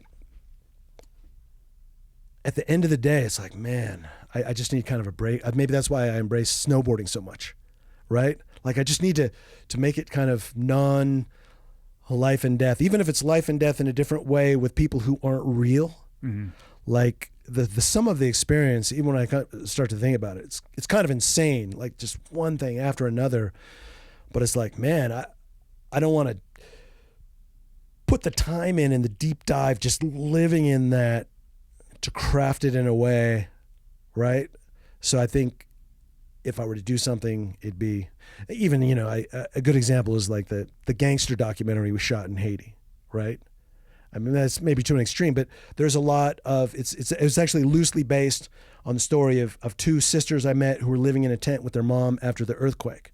And I was like, oh, what if their mom were killed and their brother was alive, but he was a gangster and he was a bit of a prick, but they confronted him and said, it's time for you to step up. Mom's gone.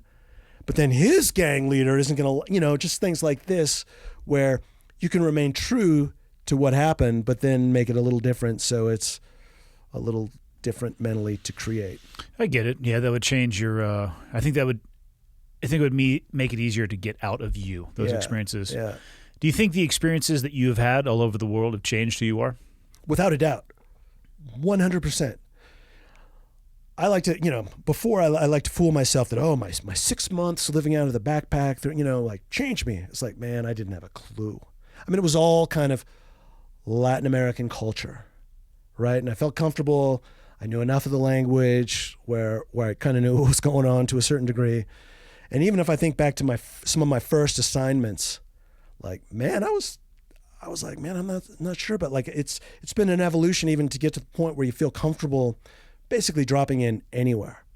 And to spend that amount of time, and I'm not unique in this way, there's a small group of, you see a lot of the same people in different, especially different media organizations or relief agencies. If there's an earthquake or a tsunami or whatever, you could cross paths at some point. It would be impossible to do what I do and not be changed by it, to not be humbled and touched, especially if your job in particular, it might be different if I were a pencil pusher, an accountant, or someone, just looking at the numbers and it's like, oh, we got to, fix the child mortality here or increase vaccinations here. My job is to foster that connection. By definition, I need to make that connection and figure out their story and process it and present it in a way that does them justice. And so it would be impossible not to be changed by it. Do you have more or less faith in humanity after your travels and experiences? That's a tough question. That's a tough question. And it kind of gets back to Jung as well.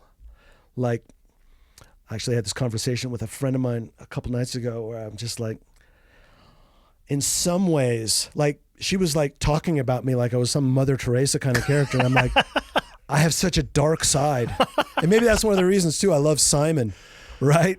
Like, he's the just, fucking best. Just have an edge to the humor. Like, it's, like maybe it's the way doctors joke about certain situations, but it's like, I think I have a fairly realistic worldview, and a lot of it, it's not pretty. And I'm sure you can relate to this. Like, I'll come back from an assignment in the Congo or Haiti or Yemen or whatever, and you show up at a party, hey, tell me, man, you get to about 30 or 60 seconds and your audience, some of these, their eyes glaze over, right? And like, what the fuck? Yeah. It's like, it's not pretty. There's not, I remember when I was working in Papua New Guinea, it was a beautiful moment of self-reflection where I had to recognize and I had to ask myself, why are you doing what you're doing? So I went and I literally, one of the nights before I left, Googled it and there was a wiki page about sexual violence against women, and the numbers were insane. Like 9 out of 10 men are beating or raping their women. And I was like, whoa, that has to be a misprint. And I get there and we are doing stories on these women. We're seeing the scars, the broken bones, the stories of rape. A friend of mine who worked there for years said she was working with teenage girls and they were talking about, oh, when I lose my virginity, and they would describe rape, but not like it was rape, like, oh, that's just how it happens. And I was just like, fuck, man. I was like, humanity, where is the humanity? And I left and I was like, I can't get out of here fast enough. And then I got another assignment to go back. And I thought about it. I'm like, why did I feel that way? Why did I react that way? And I came to an important point. I'm like, it's not about if you feel good. It's easy. If there's a flood and someone's house is destroyed and you provide a tent and water and food and clothes and soap, that feels great and it's fucking easy. What about the woman who's getting raped night after night, or whose husband smashes her in the face or sticks her with a hot poker, or the girl who's afraid to walk home? What about her? What about you doing the story, thinking maybe if I'm lucky, I'm going to move that bar a little bit? And it's like, man, it doesn't have to feel good, and at least you're fucking trying, and at least you sometimes like the woman I call Rochelle telling me the story, like thank you, right?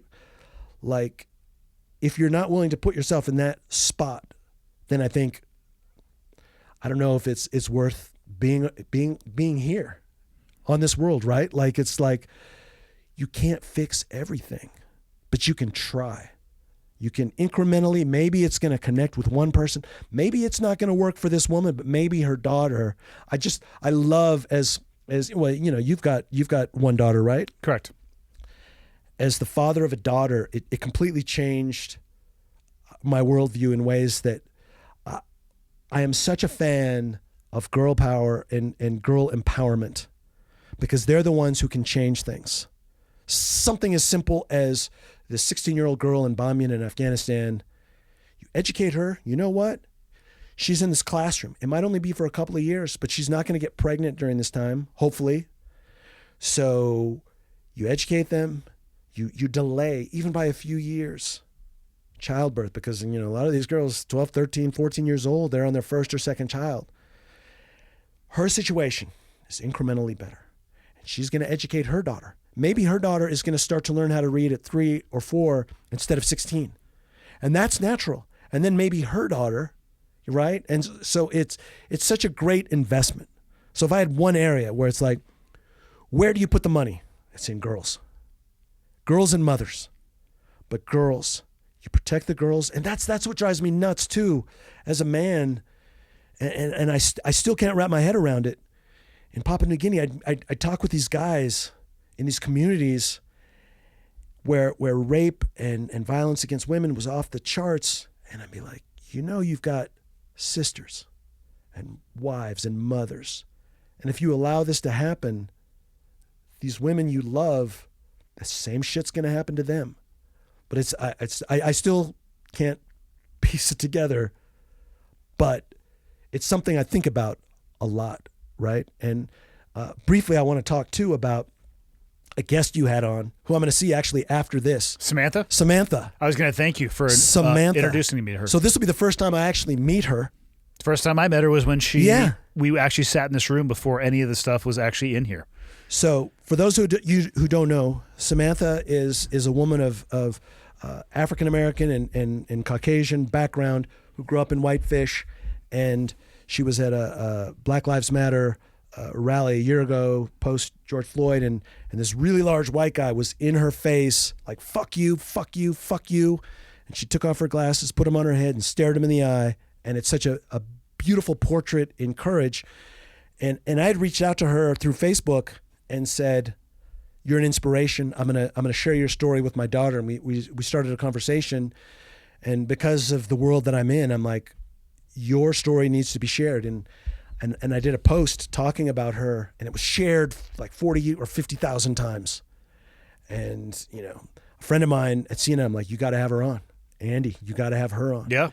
So. No, I took you up on it. Like the second I saw that, I was like, absolutely. And it's wild because, and I'm going to use the word because I think it's powerful.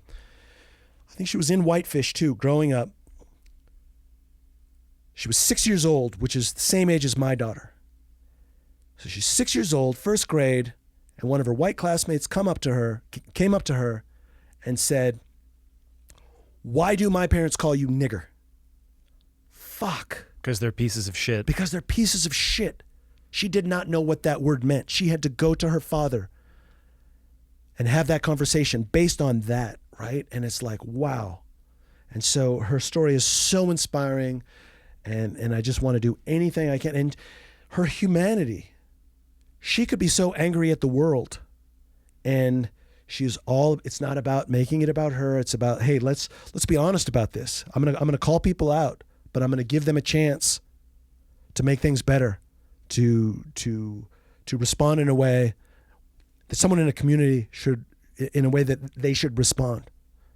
So I can't wait to introduce her to my daughter. And my daughter, it might not even resonate with her for years. Yeah, I was going to say it will later. Right. It will later. So I love those moments, right? Where it's just like, this is someone, and she's tiny, and that dude was big. And I mean, his fists were clenched. And, her father, who's no longer with us, had said, look, you're going to be confronted by people who hate you. Like, look them in the eyes. It will force them to acknowledge your humanity. And that's exactly what she did, to have the presence of mind. I mean, if you listen to the video of the encounter, it's even more powerful than the photo. It's like, fuck. Well, it goes back to, my question to you. Do you have more or less faith in humanity? I mean, I have hope for humanity. Yeah. I struggle to say that I have faith in humanity because I remind myself often of what human beings are capable of, and they're capable of the most horrendous, heinous shit that I've ever seen in my life. So I'll maintain hope. Faith might be a stretch because I do believe in the shadow. I'm going to research that a little bit because I like your description of it, and it makes sense to me. And that can't be forgotten. I think it's very dangerous for people to whitewash that and, forget that or not acknowledge that it exists in you too.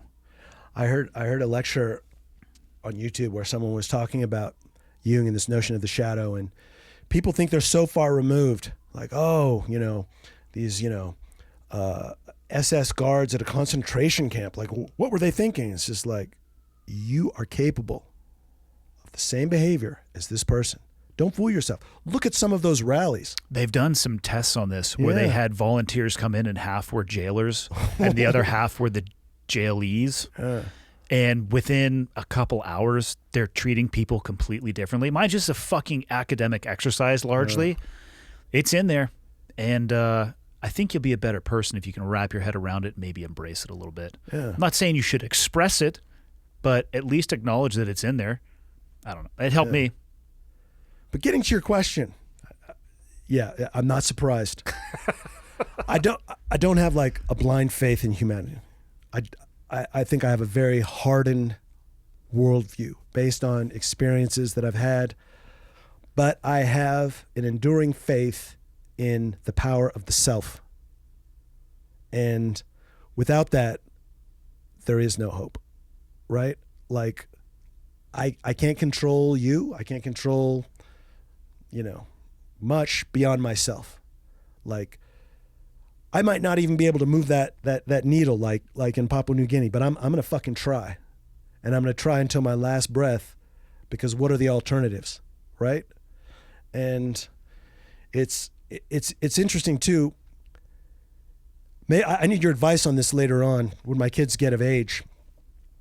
I try to use tangible, material goods or personal stories to educate my children. And I was fortunate, as I mentioned, to have grandfathers who were in both theaters of war, and as part of their education, I need to back off a little bit now because it's a little heavy duty, but my grandfather, who was fighting the Japanese in the Philippines, kept the samurai sword of an officer who was trying to kill him. And I told my son, this is going to be yours. And I explained that story. And your grandfather was not fighting. He was helping fix people who were shot by Hitler's soldiers and trying to patch them up to get them back in the fight. And there was an SS soldier, and my grandfather, when he was leaving, ripped off, the swastika armband and the insignia. And I keep it buried, but it's framed in a hidden place just to be like, this is fucking real. Yeah. This isn't just an idea like this. And it this can't is ever be terrifying. forgotten. It can't ever be forgotten. And we're not going to display this, but I just want you to see, like, your flesh and blood was up against this. And all of these freedoms that we have, this flag, it comes at a price. And that's the price. My grandfather, the one who was in the Philippines, I mean, holy shit. One of the things I really appreciated about you and a conversation you had with Joe Rogan, and I gave you credit in another podcast I did with a friend of mine, Dylan, you were talking about PTSD, and you said, well, let's lose the D. Let's talk about post-traumatic stress. I mean, holy shit. Like, my grandfather, he was tough, like, second generation Montanan, like, came from the rent, like, hard-nosed. He never talked about any of that. And one of the smartest things I did is I grabbed both of my the grandfather, grandmother, both sides, and sat them down for 5 hours. And I got them to tell their whole family history, including their war experiences. But it's just like, don't think that was that long ago. Especially with my family. It's just like, my grandfather, your great-grandfathers, they were trying to keep this alive, right? And then the last family member who was a slave, like, this wasn't that long ago. Like, this is the world. Don't think that this is some crazy time because you have to do fucking class through a computer. Which does make it slightly crazy. Yeah, because you've got to go, get Amazon to deliver all your stuff, or, Whole Foods to deliver your groceries. Like, it's not that bad, right? Like, I'm not saying, but this is the reality. Those lessons can't be forgotten. No. And what more powerful reinforcement of those lessons than the sword or that armband? Yeah. It's those are good teachers in the right context. I'm really curious, especially since your children are older. How do you share your experiences with them in a way that is, or how do you share it with them? They never ask. Wow. I would rather just be their dad. My kids don't give. Okay. I can't speak for them. What I could say is they've shown no interest in what I used to do for a living, and I have no problem with that. I don't have stuff up at the house. I have a very similar wooden flag up at the house. I have no military memorabilia anywhere. I have a 3-ring binder that most of the guys and gals will have. It just has your, graduation certificates and all that stuff in there, and like your DD-214, the stuff you get at the end of service. But that's it. They don't ask about it, and my rule with them for myself is that I'll always answer any question that they have, and of course age appropriate terminology. But unless they ask, I'd rather just be their dad. I've got another question for you. That's a good approach. You're a very thoughtful guy. Sometimes. Also quite funny.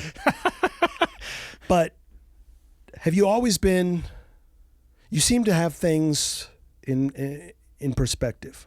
Like you've been through, you've had an interest, like even the collection of things I was telling my kids, I'm like, they're like, wait a second. I thought he was like a SEAL, but then he's got this wingsuit and he can fly jets. And you can do all that at the same time. Yeah. It's far less complicated than people think. But I mean, it seems like you have great discipline, and you're like, yeah, I'm going to learn how to fly a jet. Yeah, I'm going to do a wingsuit. Like how?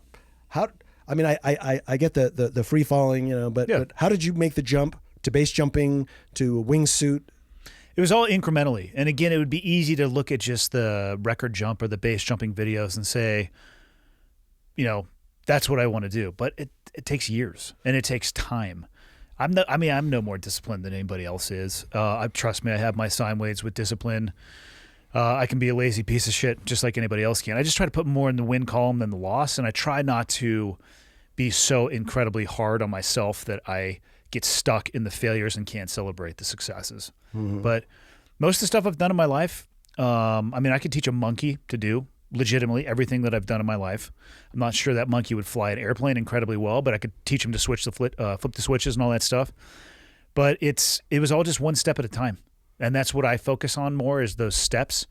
And then oftentimes I don't even realize when I'll hit those milestones because I'm just kind of focusing on the next thing. And maybe that robs me of some of my enjoyment. I'm not sure. But the process is fascinating to me. The end state is not really. I don't know if that makes sense. But yeah. What are you excited about? Life. I'm glad, and I feel lucky that I get to get up and do this. Like, I've been looking forward to this conversation since we locked it in, and just life. I'm glad and excited that I have choices, that I can pick what I want to do for myself, and I'm glad and excited that the consequences of those choices are completely on me as well, because it holds me accountable for the things that I do. But I mean, there's inspiration out there for everybody. You just got to look for it, and then look in a mirror too and find some in yourself. Fantastic. Indeed. Well, we got to get you out here. We've been at it for damn near 3 hours. Wow. Yeah. That's how you're having a great conversation. Again, though, I want people to see your content. So the easiest way to find you, Facebook. Thomas Nybo on Facebook, and also on Instagram. Which I'll put a link to both in the show notes. Fantastic. So that'll be easy. We should do this again. For sure. We also need to hit the mountain next trip. Next trip, yes. The snow up there is trash right now. I'm not going to be caught dead up there on that slush. Thank you for taking the time, man. Thank you, I Andy. appreciate it. Cool. Understand the west bank of the river? That bank on west bank, it gives me still give it to me in the grove. Okay, one's in from the north. I've got the west bank of the river. Two's going to give it to you in the grove. Roger, give me that gun run. Right along that bag, baby. Ladies and gentlemen, thank you. Thanks for taking the time to tune in, whether you're listening on an audio-only platform or you're watching on YouTube. I appreciate that you take the time every week to tune in. People ask me a lot, what can they do to help me spread the word? And the answer is actually embedded in the question. The biggest thing you guys can do to help me, if you enjoy the podcast and you think it would be helpful to others, is subscribe and share it with other people. And if you have the time, go on to Apple Podcasts and leave me a rating and a review. If you think the podcast sucks, tell me it sucks and leave a 0-star review, or the lowest stars possible. If you have a question, comment, or suggestion, you can go to clearedhotpodcast.com. And there is a contact me button right there, which will land in my inbox. And the last thing, if people are interested in helping out, what you can do is fly the old flag. And by that, I don't mean an actual flag, because I don't have any of those. I'm talking about t-shirts or sweatshirts or hats, whatever it may be.